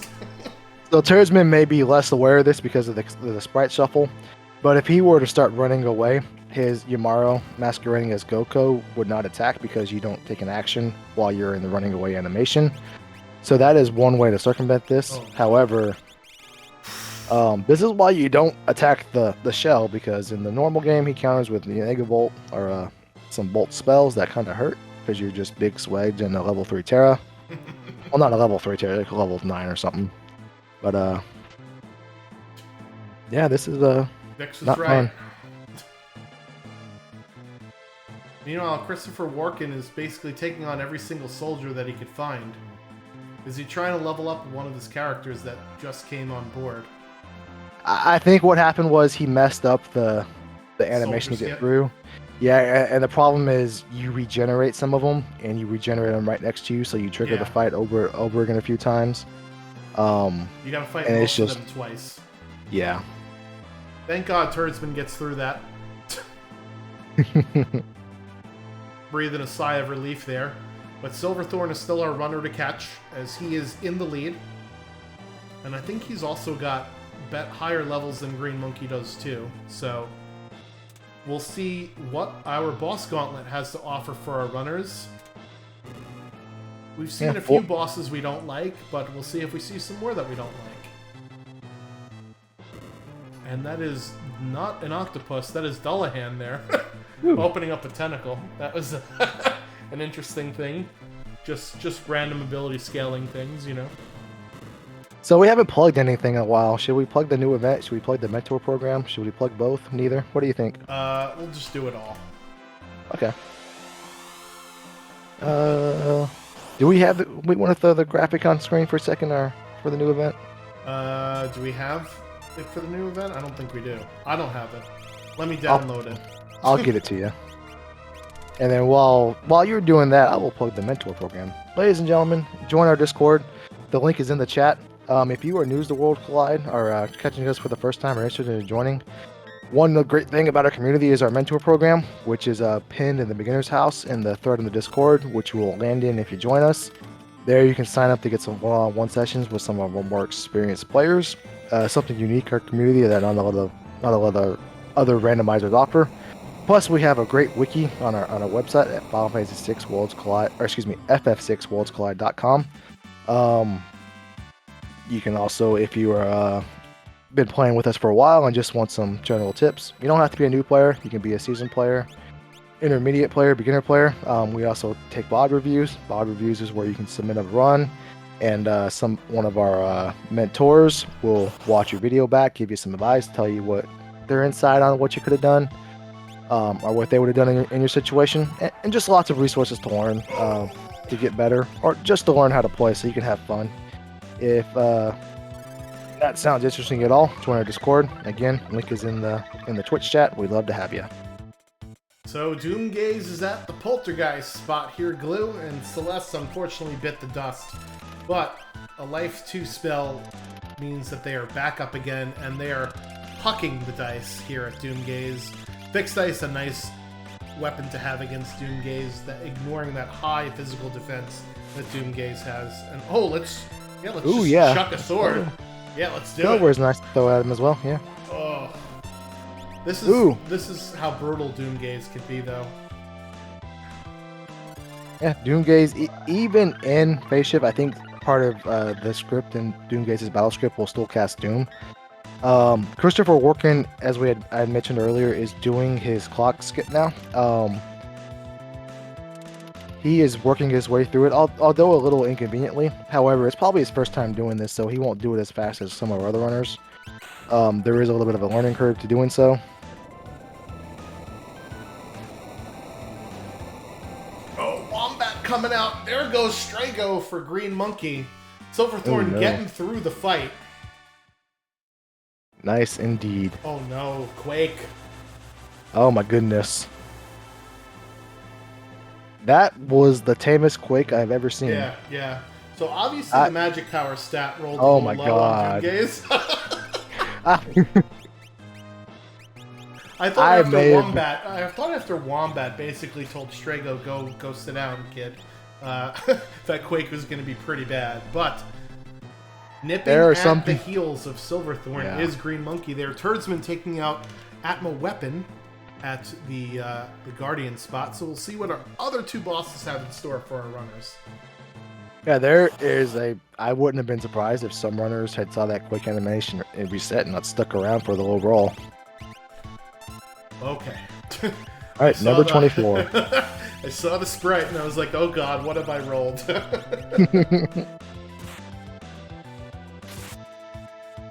But no, it's so just number a 24. Terra and a Gal. I'm sorry, go ahead. Oh no, Turdsman's getting the bad news here, and his numbers are a little more friendly, conducive to Doomgaze fights than Green Monkeys were. Oh no. Doomgaze still just is like, hey, I'm just gonna pick apart your team. Thanks for playing. Yeah. Is that 4 Phoenix Downs that Turdsman has? That's not a very high number. Well, no, it's 3 now. And Sorry. Oh, it's still at 3. Yeah, our other two runners have learned that Life 2 spell. Definitely something you want to see. Meanwhile, Workin is getting his hands at the clock here. He's got the hour and the minute right. Let's see if he can grab the second. There it is.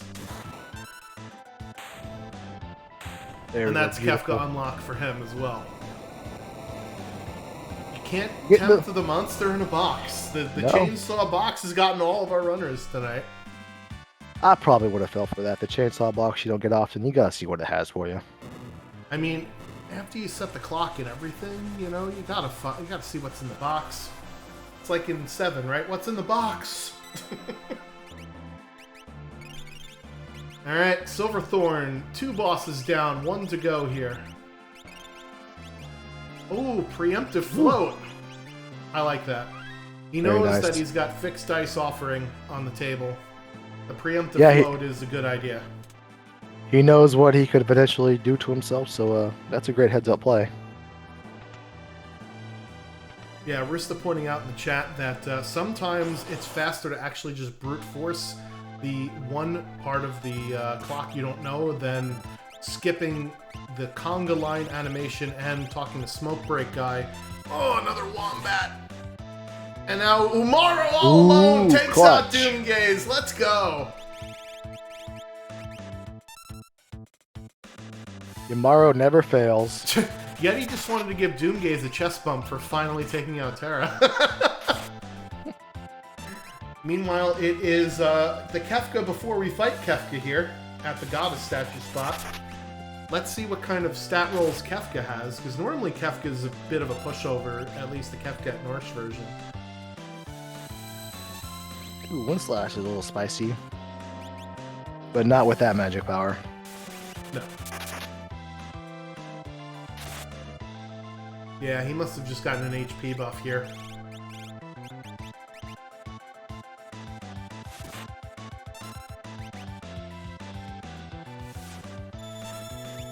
Alright, so it looks like Green Monkey will have 1 more statue fight. Turdsman will have 2 more, and then as we mentioned, Silverthorn is down to his last one. So Silverthorn should take care of this pretty comfortably, and then he will be on switches here momentarily. There we go. But not far behind are Green Monkey, and then a little slightly farther behind is Turdsman. Yeah, Silverthorn took a little bit to get that Kefka down, but Kefka is now down. The good thing about Normalize and Distort is that the other runners are going to run into the same stat, you know, buffs that you do, right, with your characters here. And we got a preemptive float for that tier 1. So Silverthorn is thinking he's going to do things in the wrong order. So, important thing to mention is that final Kefka fight is unscaled. So the script and the abilities remain the same. So we will not see Aqua Rakes, we will not see Quakes. Well, outside of one possible death counter, we will not see Quakes. We will see the normal battle script. Yeah. What we do see with Normalize and Distort, as I mentioned, is that the boss stats may be different. So Girl will probably have more than 9,999 HP. Medio is probably going to hit harder than normal. Things like that. So those are the things to be on the lookout for. Some of our runners have Calmness Protection, and some of them I don't think do, because we got Fenrir at Doma Siege, which I don't know if all of our runners did. We know we've got instant death. And, oh, here's the other part. Is that they don't tell you who the originals are. So you have to remember who your party is. I forgot about that. That's a really nasty troll. 123.09 is the start for a Silverthorn here. I am going to give the prediction that he's going to go 9 minutes and 8 seconds from bell to bell. What do you think, Glue? Give us your final Kefka prediction. I'm going to give it a 12:34. Okay. I think it's going to take a little longer than he'd wished for, but I think other than that's what happens when you roll the dice, literally. Yeah, I think other than 1 or 2 spots, we've seen some pretty tame normalize and distort rolls. Mm-hmm. So that means it could potentially on the back end beef up some of this stuff. So there's been some I've had some normalize and distort experience where Sleep on tier 3 had over 60,000 HP, which is just really, really awkward. Yeah, because the more you distort from that normalization, the more kind of unprepared you are.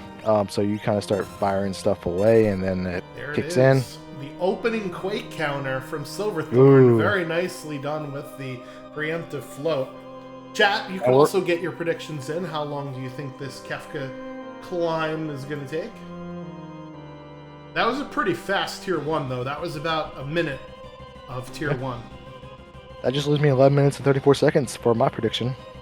Well, it'll be interesting to see if he's got mute, because that will definitely slow this fight down in a hurry if he does not have access to take care of magic real fast, because magic is just annoying. Probably won't kill you very often, but definitely will slow you down. Yeah, nothing in itself is very dangerous, but it's the cumulative effect of all the debilitating attacks, all the status elements, and the AoE attacks that you may not be prepared for that make tier 2 very dangerous. Yeah, just like that. Stopping in itself is not very scary, but when it comes out when you're not expecting it, it just, in a word, sucks.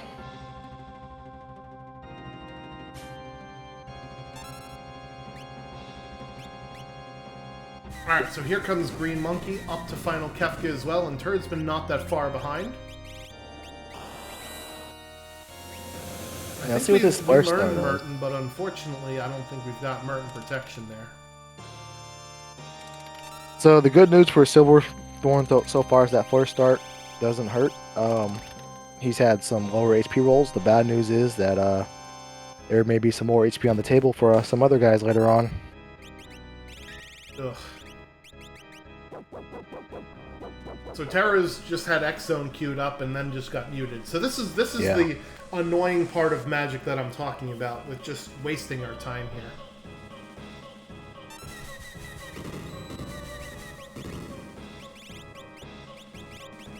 Meanwhile, Green Monkey is using fire on the head here. He's got a little bit more targetable offense, so he doesn't have to necessarily take the risks. However, that Strago in the front row could be a problem, so it looks like he's going to go ahead and make him disappear like Copperfield here in order to not take any counterattacks from that balled up fist at the end. And that's a great heads-up play. You need Strago lower on HP so you can maximize his damage. However, the lower on HP is, the more likely he is to die. And the problems are compounding here for Silverthorn as his Edgar bites the dust. Terra is still muted. Thankfully, Tools is now out of the picture with that X Zone. Silverthorn only has 1 remedy. I think he has more than 1 echo screen. He'll show us in a second. Yeah, he has 4. But for later tiers, if he ends up hitting a train at some point in time, he's not going to be able to get out of it fully. He'll have to have 1 or 2 characters sitting there with less than desirable status effects. Well, I don't know if we found Unicorn in the seed. I don't remember calling it out, but Unicorn Esper would definitely help. Green Monkey, meanwhile, his Strago is doing quad 9s every single turn with that Valiant Knife. So he definitely has the firepower to perhaps catch up here. So... Oh, well, taking down Christopher Workin with the hyperdrive. Oh, no. You hate to see it happen. Incredible. Sometimes Walk has to set a PB himself, you know. Silverthorn casting Fenrir on his party. Very nice. He's got both Fenrir and Golem, so this will be good for 10 hits. It's not good if magic dispels the image status on your party. Thanks for that, good Magic. at all. Yeah. Appreciate that. Maybe perhaps casted it a little preemptively there.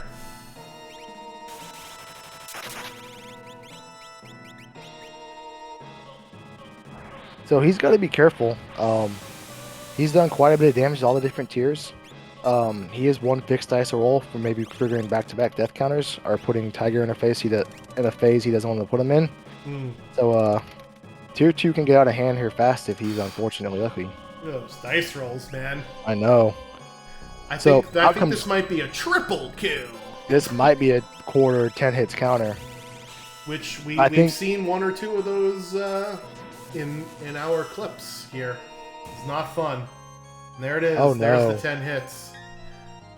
So he does have image up on 2 characters still. 1 character. Oh, that's 2. Excuse me. Ooh. Oh, doggo defense. Oh no. Hold on. Oh, He's he good, he's holds good. on. Woo! No risk it, no biscuit. Yeah, so by contrast, right, that tier took almost 6 minutes for Silverthorn to get out of. So, tier 2, definitely showing you why it's runner's place to go to die.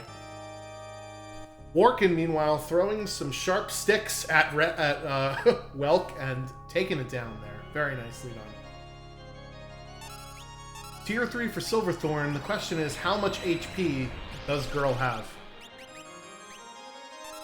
I'm gonna guess 14,000. He's got 3 Mega Elixirs, though, so you might as well use one of them now. Can't get to Final Kefka, or rather, you can't use the Mega Elixir on Final Kefka if you never get to Final Kefka. So bad news is that he has more. Excuse me, Magic or Lady is gonna have more HP than 9,999 because the Pearl Wind just did quad 9s on him. Yeah. So he's got an unfortunate. Oh no! No. Already in Meteo phase. He has good news. He just doesn't want to see it now. Yikes. Oh no. Yeah, that's back-to-back quad 9 dice rolls. You No. gotta heal the boss now. Absolutely must heal the boss. Yeah, because if you throw another dice and you kill the front part, not the back part, it's gonna get life 2 back up. I mean, maybe that won't be the worst thing. At least you won't get Meteoed in the face. Well, no, life 2 can only heal you with up to 9,999 Oh, you'll get... HP, but he'll be out of the Meteo phase because he was weaker than He'll usual. also deal with calmness twice in one fight. Yeah. Oh no. Okay, he's good. He's good. Okay. All right. Mega so, Elixir. I mean, this is not how tier 3 is supposed to go, folks. But let's see. Oh, Here no. comes the life 2. That is disgusting. All right. So let's see what happens here. if this dice doesn't do high rolls on the bottom tier, just mediocre, he's gonna eat some more Meadows. Meanwhile, Green Monkey is up to tier 3 here. Oh no, I think he's in Meteo phase again. Yep. I have never seen this. He is still alive. Because we have no idea how much HP Girl has. Girl is still ticking away here. Yeah, the only way to see for sure is to cast Scan Okay, or to use Girl a is dead Revivify. now. There Girl we go. is now dead. Alright, so who's gonna kill who first? Oh, looks like. Oh no, Here comes that's a Meteo. double hit. Oh no! Ooh, and that's Fixed Dice it. is already queued up. So we are going to lose potentially 2 members of this party here. Maybe 3. Oh, Oh no, there no! goes one. Oh no! Oh no, the big damage dealer. And Shadow is left all alone. I think he has Yikes. plenty of good things to throw to get through this, but I don't think he has plenty of good things to throw to get through this faster than Green Monkey if Green Monkey doesn't struggle. Yeah, because Green Monkey did have that targetable offense with that Valiant Knife cutting through for quad 9s. The problem is he's on a timer right now with that Condemned counter right above Strago, excuse me. Doing a little bit of weight tricking here. Turdsman is also on tier 2, but having to regroup his party. Here comes the Meteo. So, a Silver Throne can still very much get through this comfortably. He just has to take it. He just has to take his time and use his turns wisely. Because you see that double block from Celeste there, and Green Monkey's got his full party against Final Kefka. Oh no! Here comes the Fallen One. Remember, there are lots of Mega Elixirs stacked up. I don't know how many Green Monkey's got. This should be the last one, because he's used to on the tier 3, so he should be down to 0 now. How many elemental shields do we have? Not enough. How many rods do we have? Not enough.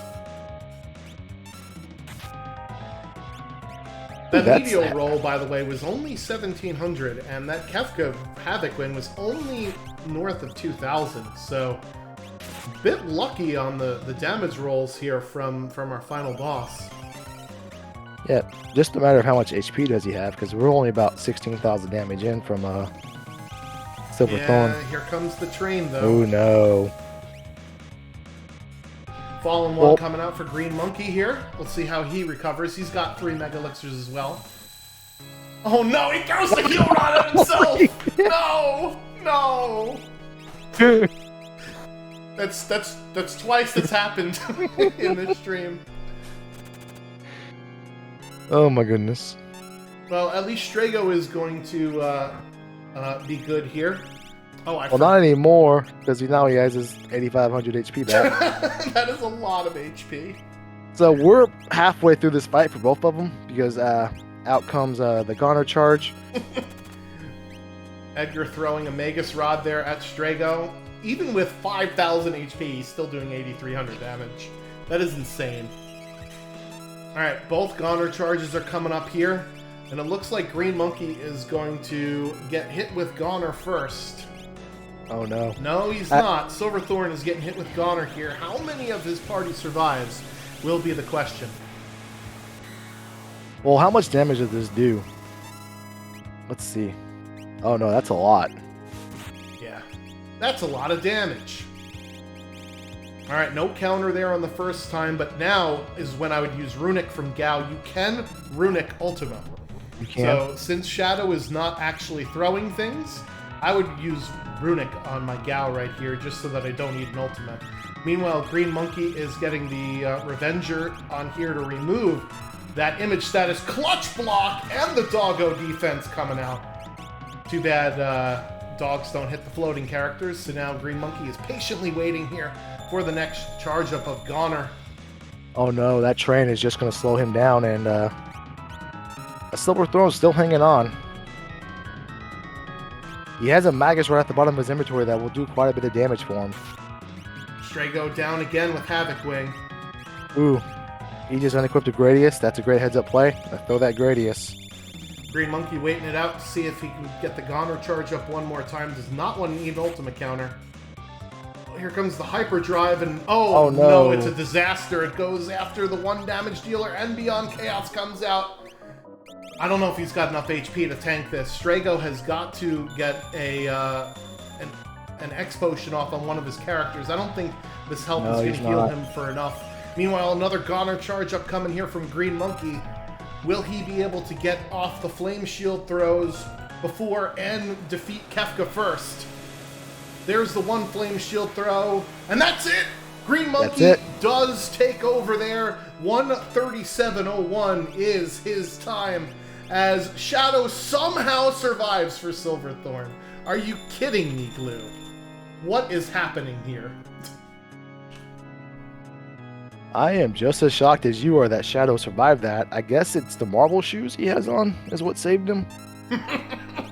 Don't you dare tell me it's the marble shoes. I refuse. The marble shoes. I refuse. Ultima, meanwhile, coming out from Duke Gaze. Oh no!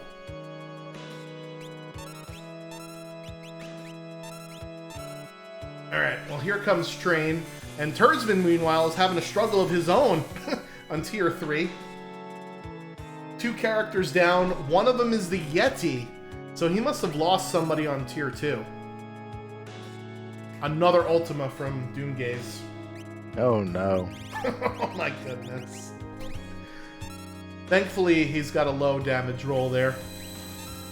Turzin's got a real uphill battle because I think he's out of Phoenix Downs. Yep, he's gonna call the trigger. Alright, meanwhile, Strago healing Shadow up. Is this gonna do it? He feeds dried meat to Shadow, the jerky! Gal, thank you for sharing! Desperate times, desperate measures. Alright, this is goner number 3 of this fight here. Shadow again will survive. The question is, how much HP does Kefka have left?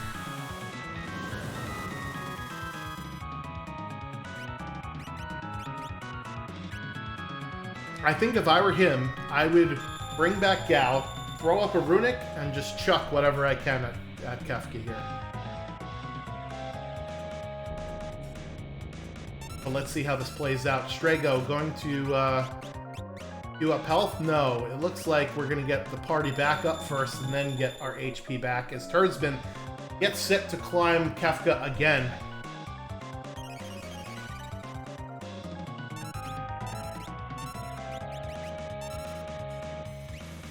Oh, out comes the train, and that's going to do a number on him.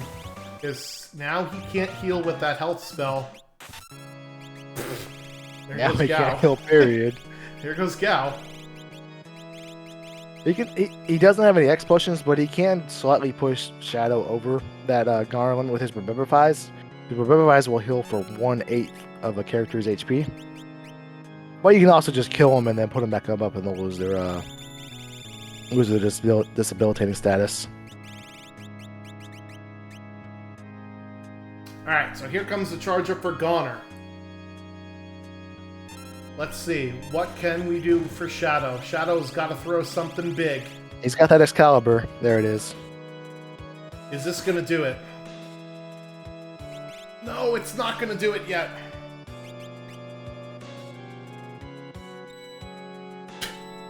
That's a bold strategy, Cotton. Let's see if it pays off for him there. We are joined in the booth by Green Monkey as we are continuing to watch this nail biter here from Silverthorn. Congratulations on your first place finish, Green Monkey. Thanks. I forgot how interesting this flag set is. Interesting is a word for it, as Silverthorn is battling here, tooth and nail.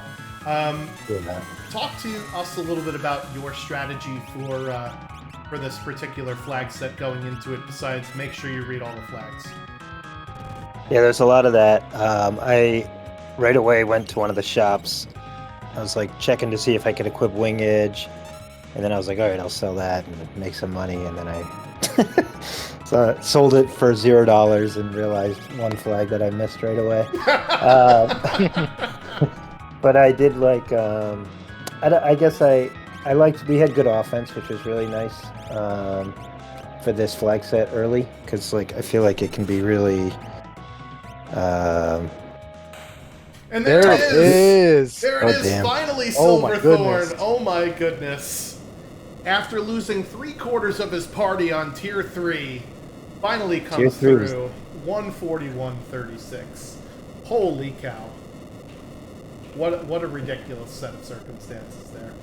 Anyway, keep going ahead, Green Monkey. Sorry about that. No, we just had good offense early, so it was nice to just not worry so much opening a bunch of chests.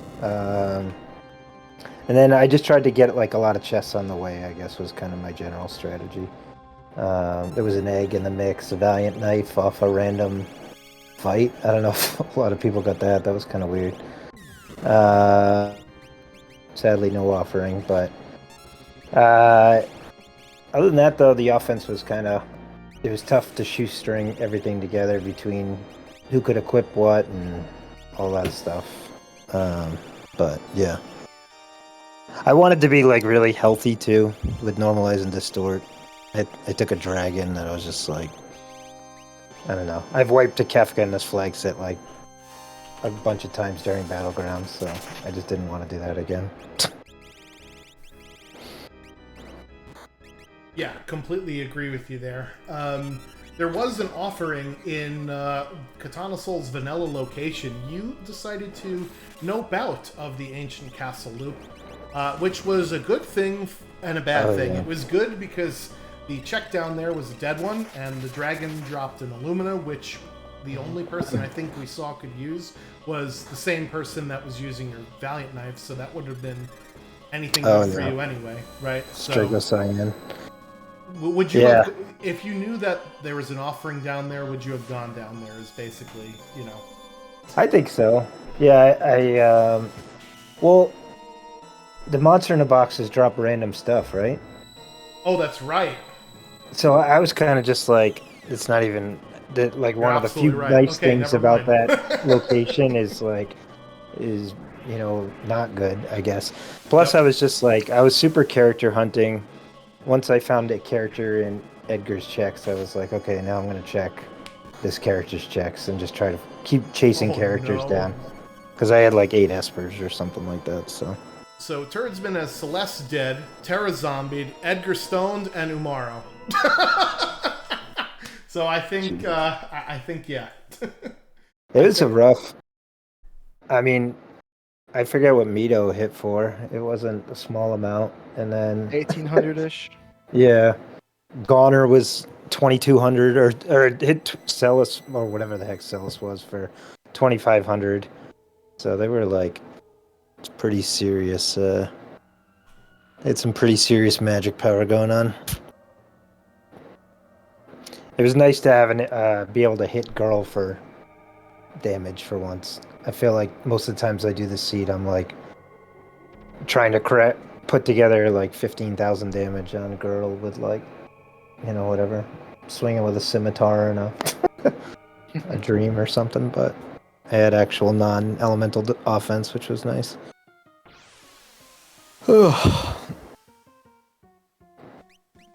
But yeah, my head's broken. My brain's broken from the seed. You got any other well, especially you said you don't use an auto tracker really, so that writing out, you know, who's who on the sprite list is always fun. Yeah, and then you get to Kefka's tower, or there was, even if you just do a check where you have to reform a party, and you're like, oh, it's like a quiz. You don't know like, who's who. And you're like, choose your characters for Final Kefka. You're like, wait a minute, I was not prepared for this. Kalu, you got any other questions for Green Monkey here? Yeah, other than the randomness and then the quiz, the pop quiz, if you truly knew who you had. Are there any other interesting parts of this flag set that you liked or didn't like? I just like how unique it is. I feel like, and that was a nice thing about a lot of the Battlegrounds flag sets. They were just like very unique, and you know, it gave you a very different play experience every time, which I really liked. So it was fun. And you know, normalize and distort is a flag that exists. And I don't know what my feelings are on that one. It's on the website if you ever want to roll a seed with another one. It's right there. Yeah, I kind of forgot about these Battlegrounds, so it was fun to kind of relive, and I'll have to roll another one at some point. Obi of Legend, we punched him in a little bit late, 146.17. He just finished up, so get your GGs in chat for him. Any other final thoughts, Green Monkey? No, I think that's it. All right, well, thank you for running. Can't have the races without the runners, so really appreciate you volunteering, and we'll hope to catch you in the next event. Yeah, likewise. Thanks, guys, for streaming and tracking and all that stuff. All right, thank you, Green Monkey. We are joined by our second place contestant here, a Silverthorn. Drag him out, knock him out. What a final Kefka battle you had, sir. Yeah, thank you. My heart's still beating fast on that one. You can hear me, right? Yes, we can hear you perfectly. All right, excellent. Yeah, B team for the second place there. That was awesome. Yeah, so tell us a little bit about your strategy with this particular flag set, where you start with 2 characters, you got to go get 7. There's a bit of the craziness with the random fights in the boxes. There's elemental scaling that's random. There's a lot of stuff going on here. So what was your strategy, with 0 GP sellback in shops too? Yeah, I definitely forgot about the 0 GP until I went and sold some loot, and I'm like, wait a minute, my GP isn't increasing here. So, yeah, fortunately, I don't think I sold anything too valuable at that point. Yeah, I mean, my strategy was very similar to, well, my strategy was basically made for me when I found the XP egg in a random chest in Magitech. And then, fortunately, the person I threw it on, quote unquote Celeste, was able to use the fixed dice and offering. So, yeah, that really made my seed. Were you Yeah. getting a little worried there, not finding characters? I think you got it down to basically Kefka, Narsh, and Veltcave before you got your fourth character there. Yeah, absolutely. So, yeah, there at the end, I went and peeked tomorrow. I'm like, wait a minute. Maybe I should have continued that climb and gone up to K at N, but fortunately, the other check I had open ended up being a character. Oh yeah, it was one of Ed's checks. Yeah, that was fortunate that was a character. Otherwise, had to make the march back up Narsh.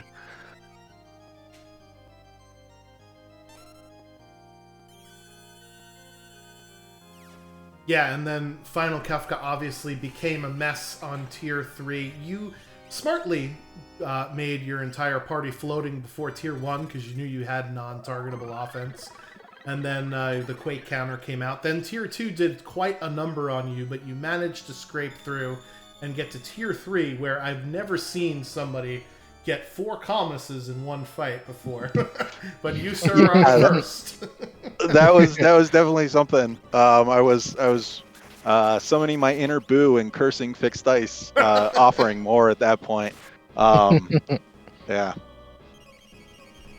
And then, but yeah, the B team pulled through. And I believe Drinks Glue said that the Marvel shoes probably saved you from that goner there with the shell status from the goner there. Yeah, so Marvel shoes with MVP because goner does not pierce magic defense. Yeah, honestly, Marvel shoes are legit. I like this kind of flag set because it without a lot of GP early on, so the normal looting of like earrings on everyone didn't happen. So I ended up using the next tier down of equipment, and yeah, Marvel shoes definitely helped.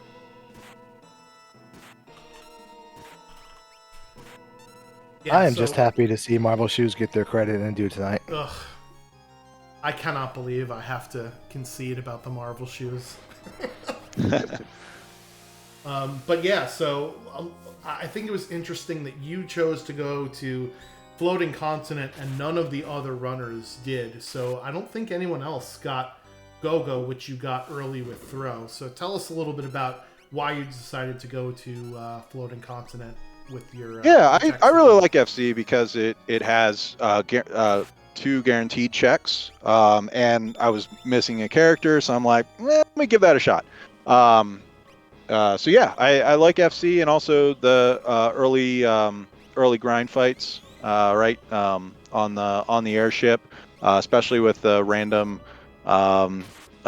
drops. That helped out quite a bit. But yeah, I mean, FC's a pretty decent check. I've been putting into my routing as of late. Glue, you got any other questions for Silverthorn here? Yeah, one question before you head on out. You're running another Zozo seed tomorrow? I think I'll take a break for a little bit, but honestly, I like Zozo. Yeah. It's a thing. Yep. So yeah, I wanted to also thank you for a lot of the hard work that you've done with the development and the maintenance of both our website and the game behind the scenes. A lot of the things that we went over, including the new Moogle defense check, were sort of your brainchild. So thank you so much for putting in that sort of back end effort to keep Worlds Collide being new and fresh with additional things. Really wanted to call you out personally and shout out and appreciate that. Hey, I appreciate it. Yeah, I have a lot of fun. Updating it. So, And thank you guys. And there might be some new interesting things in the works. I heard you rumbling about or stumbling about. Yeah. I don't want to say too much. I'm still in the kind of prototyping stages, but yeah, got a few ideas I'm working on. All right, cool. Very I'll have nice. to have my people talk to your people about something that I'm working on as well behind the scenes. I'm nowhere near as good at coding as you are, so keep doing what you're doing. And again, thank you so much for your contributions, and good luck with whatever projects you're working on. And we'll catch you on the next one. Sounds great. Thanks, guys. All right, bye. Thank you. We're also joined by Obi of Legend, who we punched in halfway through his final Kefka fight, where we saw him having to clean up after himself on Tier 3 a little bit. So, how are you doing, Obi? Walk us through your run a little bit here, because we didn't get to see most of it on stream, unfortunately.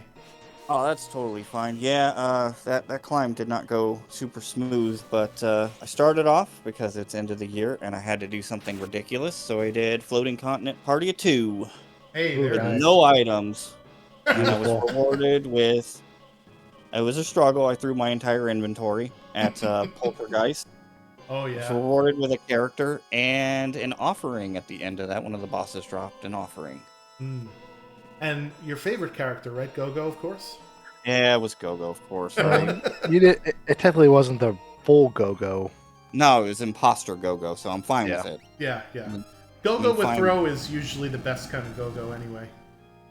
I had joined the race like super late, like you guys were just getting going, and like I glanced at the flags, and I was like, "Oh yeah, I remember this." And then so I get there, and I got to like 6 and 9, like super quick, and I was like, "Oh, I'm ready to go to Kefka's Tower." I did the clock, and it didn't unlock. I'm like, "Well, maybe it's not, maybe it just doesn't pop up." And I had You to needed look, one more go-go. and then I was like, "I need another go-go." Luckily, it was pretty linear. All the characters kind of. It seems, looking at the tracker, that people found the actual Yeti, which makes me sad, but... That was at Mount Zozo. Yep. Oh, I chose wrong. But no, Yeah. it's a Zozo seed, what can you say? Yeah. It's, Well, Yamaru came real in handy on the Welk fight for some people, so... Which is counterintuitive. With targetable boss, I learned real quick that Normalize and Distort was on because the Stooges weren't casting their correct elements, so I knew going in that Girl would have more than 10k health. I just didn't think it would be that much more. Yeah. It was a lot. I don't... Silverthorn, who finished just ahead of you, actually killed Sleep twice before killing Girl, which is ridiculous. Oh, brutal. That's brutal. But yeah, so tell us a little bit about, I guess your strategy was, hey, I just read the flags, I'm going to go do all of my stuff. What was the most surprising, I guess, thing for you was the Normalize and Distort and how badly it messed up with Girl? Okay, so with Zozo, and this is my thinking, right, and I'm by no means an expert. With Zozo, what I find is you actually want to take the encounters that have the random fights in it. So, like, usually Opera House isn't that appealing. It's super appealing in a seed like this. So you want to do Floating Continent, you want to do Opera House, you want to do Magitech, because all those enemies... it's even better if you have steel, but even if you don't, they're all dropping not their regular stuff. So you have a chance of getting something really, really awesome. So it makes, like, usually you're going to, like, fade those checks because, oh, they're so grindy, they're so long. But it's a risk-reward thing. And plus, you can't sell anything. So that's how you get money, and that's how you... So it makes those fights and those checks way more valuable than your standard Ultros League. It takes too long. So the strategy there was I did Floating Continent first, and then I did Magitech, and then I did Opera, and then I was set. I didn't need money. I didn't need, I went and bought all the items I could ever want. And then it was pretty much just, okay, find the character and follow that chain. I did go to Go-Go thinking that, well, I got a character, let's check it out. And it was an Esper. But, I mean, at the end, it worked out, so... That was the strategy for it, was taking the encounter checks and then getting all the money and everything you could possibly need. And if I needed another Esper, I knew where one was. So it was at the Thief. It's too expensive. Wasn't going to bother early. So we do have one more runner going. Christopher Workman is wrapping up his tier 3 here. He'll be moving on to tier 4 just a moment. Obi, Austin did you and watch Illumina. There it is. Oh yeah, love to see it. Obi, if you didn't get a chance to check out the show earlier, we're gonna put up a little graphic that explains the next event, which we are Very all excited. super excited for. I saw it briefly, Mhm. and it's Warring Triad, so it's this kind of like the summer one we did, but it's 3 instead of 2 teams. So there are at most 20 teams of 3 players each, and it's kind of like a Link to the Past Randomizer's co-op league, if you are familiar with it, where one player is basically the Goddess player, one player is the Doom player, one player is the Poltergeist player, and you play against that other player on other teams, pretty much. Yeah, so basically it will start out with a round robin, and then it will filter down. The bracket will filter down to some head-to-head matchups. And most importantly, I think Double Down touched on this earlier during the show when he announced it, but there will be some competitive balancing. It will not be top players like Obi signs up himself 3 times, and nobody can beat him. There will be some, I don't know if there will be a qualifier, but there will be some shifting and disbursement of the talent. I just need to bribe some people and we'll see if they work for Slurpees or something. That's it, yeah. Yeah, No, I think it'll... I'm sorry, go ahead. It looks like a lot of fun. It's way different than when I first saw it at first glance, because I just saw Warring Triad and I was like, oh, it must be 3 teams instead of the 2 like it was in the summer. So yeah, that's awesome. So it's teams of 3, not 3 huge teams. Yeah, Yes, so that teams is of 3, and each match, when it boils down to head-to-head, it'll basically be best out of 3 matchup. Your 3 runners fight against the other team, and then whoever wins 2 out of the 3 battles will move on when it gets down to the elimination page. This is not looking good here for Workin. I think he's going to have to take a wipe here. He's got no healing. I think if he can throw Illuminos over and over again, he'll be all right, but not now. Yeah, that's not going to happen. Yeah, so it's sort of like... It's a team-based event, which is great because it allows, newcomers to be paired with players that are more quote-unquote seasoned veterans, right? So that this way, people can help learn from one another. And at the same time, it gives it that sort of team-based camaraderie where, you're going up against another team, and it's going to be mostly sync races, right? So it's one-on-one races, not these larger random pools of races. So I think strategy and meta will come into it more often and be like, well, how does Schwantz like to play? Oh, I know he hates doing Edgar's checks. I'm going to go do Edgar's checks and hope that if he doesn't go do Edgar's checks, I'm going to win the seed here, right? I like that sort of counterplay that is sometimes absent from events that are more group-based, like Ultras League and things like that. And I like to... I'm sorry, go ahead, Obi. Do we get to pick our own team, or are we put in a pool and then our teams are formed for us? I think that's unclear as of now, but I think it's just going to be the signups here while Workin is working on his party here. Signups are starting on December 30th, so when we get the form, if there's a place to fill out 2 other people, I guess you can sign up a team. But I'm going to put down Obi twice. So the event will be capped at 60 players. There is some contingency in case players are not able to run that seed that week, or if somebody on your team has to drop out for any reason. We'll also have, sort of a reserve pool. So you could sign up, but you could also sign up to be a reserve. So if we have more than 60, those additional players will be reserves. If we have, less than 60 or whatever it is, and say I sign up to be a reserve, I could potentially, be on somebody's team for a week, and then that'll be that sort of thing. So we're gonna have to do some balancing behind the scenes as admins of the race, but I do think it'll be a lot of fun because we'll get to work with a new group of people, which is great. I sort of had this co-op team idea that was way more overly complicated than this, and I'm glad that the rest of the moderator team sort of is like, no, let's do this instead. Let's trim it back a little bit, and this is definitely a really good idea. So is this like Ultras League settings or No, each flag set is going to be tailored towards that specific character.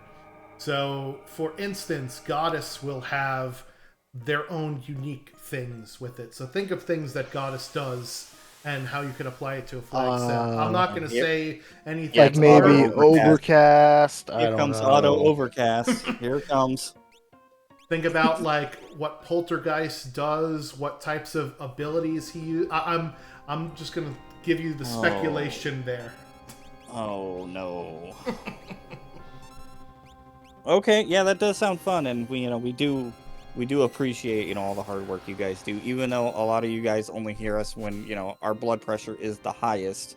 I don't do any work, this up. Obi, so I Yeah. appreciate it, but that's not for me. That's for And sure. and you end up just catching like a stream of just profanity, and it's just like, why is this the stupidest thing? Why would you? Well, listen, I think we would rather have people that care about the game and that are passionate about it rather than just throwing things up and getting, absolutely no response, right? Like, Yeah. that's the worst thing. I'm telling you, you got to put in a thing to where I can trade Go-Go in for dried meat. That would make my life so much better. Instead of throwing out dried meat, just give the Velchuk a Go-Go. We will just put away. human trafficking into Worlds Collide just for you. I love it. Thank you. Finally, prayers have been answered. Merry Christmas to me. I know that there was a mod once that was in beta where you could recruit characters from dragons, and the little dragon sprite would be the characters flying around the screen. And it was just so amazing to see, like, you open up the box at Mount Zozo and Go-Go pops out and starts flying around the screen. That was pretty funny. But anyway, yeah. So any other final thoughts, Obi, while we got you here? No, guys, I appreciate it. Thanks for doing this. The show earlier, I caught the tail end of it. The video, if you guys haven't seen it, is amazing. Go watch it. It's fun. Got almost everybody in it. They did, they tried to pull everybody. It's not just, the top people. It's everybody. It's not just Gar cursing over and over again. It's everybody. Yeah, I was starting to run out of sound effects to like cover up the cursing. I'm like, I might have to get a little creative here, Yeah, it's great, and we appreciate the content as well. A lot of randomizers take time off, but this one just goes and goes and goes, so it's appreciated.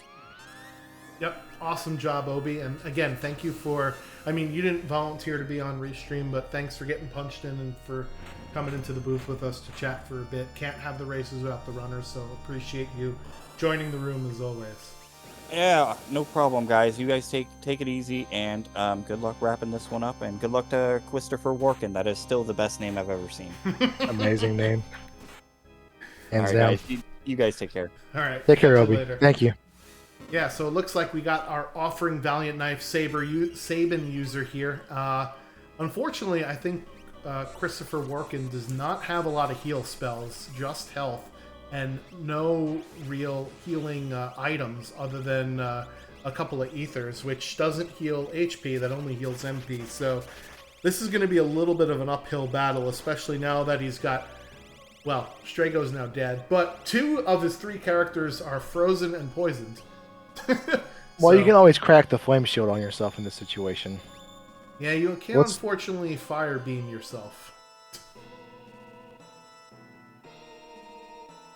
And it looks like Mr. Workin has said, you know what? I am not going to bother continuing here. Although this Flare Star will get rid of the statuses on his team. But yeah, without a lot of healing items, this is an uphill battle. Oh my goodness. Oh no! Oh yeah! Edgar tossing the Pearl Lance at the right target there. So yeah, I mean, Zombie Edgar can probably just finish this and give us everything we need to go. But he's gonna take the FF there, unfortunately. So yeah, Normalize and Distort, along with the lack of Mute, definitely giving our runners the business here, Glue. For Christopher Workin, this is probably his introduction to Normalize and Distort, and don't think he'll be rolling too many more normalized and distort seeds if he can help it. No, definitely not. Well, the scaling is also a bit higher than normal, right? Because you get an extra character than you normally would. So that was difficulty on the way in, and normalize and distort, especially on Kefka, really does a number on you. We have some ideas kicking around on how to make normalize and distort less terrible. If you have ideas, obviously your feedback is always welcome in the feedback channel. It's perfect the way it is. Don't touch it. It is? Okay. So while we wrap up here, we'll again put on the graphic here from the Warring Triads. Yeah. That will be our next upcoming event. Your initial, I guess, thoughts on it, Glue? I am ecstatic, excited. Very excited. I'm a huge proponent of team play. It allows some of our newer players to have a vital role rather than just doing the qualifying round and then getting bounced and we lose half of the player base. Having the ability to have people play and then continue on through the event is huge for participation. It's huge for growing the community, and I'm a big proponent of that. I'm all for it. I love it. Yeah, I like giving, newer runners something to do and something to look forward to. That's why I think the Battlegrounds event was, even though it was a bit lopsided with the way that the results turned out, I thought it was a great event because of the safeguards and the railings that were put in place to allow everybody to participate in whichever way they possibly could. And I think this event will hopefully, do a similar theme here with dividing our players up. And again, the signups will start on December 30th and the event will begin on January 13th. So more details about the event will certainly drop in a couple of days here, as it is almost December 27th here on the East Coast, as we're getting towards the end of our stream. You got any other final thoughts here, Glue? No, thank you again to our runners. Thank you again to our viewers. We've been talking, myself included, for almost 5 hours about Final Fantasy VI, and it was tons of fun to do it. And thank you everybody that joined us for the show earlier. Thank you everybody that watched us for the stream. And again, thank you Schwantz for putting this all on and being the mastermind behind that amazing highlight reel of 2023. Yeah, that's fun. I used to do YouTube a lot back in the day. I did it basically every day for 8 or 9 years and really burnt myself out doing it. But now doing it every once in a while for this community, it reminds me of when you finally are finished with a product, it's really good to have and to hold, and you can have it forever basically. So question from the chat: where do you find the flags for this race? So basically it is preset space BG space Zozo if you join our Discord. This is basically the list of flags that I have here in the graphic on screen, which will take you way too long to memorize, but if you take a screenshot of it, you can at least see what our runners were working with here. But our Discord seed bot has all of the Battlegrounds event flags, as well as the flags from some of our other events, including the Coliseum, which was an event last year, and our Ultros League events as well. And if you were by chance asking about the Warring Triad flag set, those are still to be determined. Those will come out in the future. Yeah, we are still finalizing those flag sets with some of the internal play testing that is being done behind the scenes. There are some really good options, and it's really pretty fun. I could say it's definitely at least somewhat interesting. So yeah, I think that'll do it for the stream, though. Thank you so much, Drinks Glue, for not only doing commentary here with me, but for also doing a lot of the talking in the year in review show. You and Pero Que Nariz spearheading. Pero Que Nariz. Yes, spearheading it with an outline of all the things we needed to do and doing the research into all of the stuff, which was really, really good. That was a lot of fun, that stream anyway, at least from me. So yeah, thank you, and thank the runners again, and we'll hope to see you next time. Catch you later. Bye-bye, y'all. Peace. I can't believe I said y'all. I'm from New York. We don't say y'all. No, I say y'all 7 times a day, so it's okay. Okay. So I took one of yours then, huh? Yes, my people. That's my people's language. All right. Catch you later, everybody. Bye-bye. Peace. Bye bye.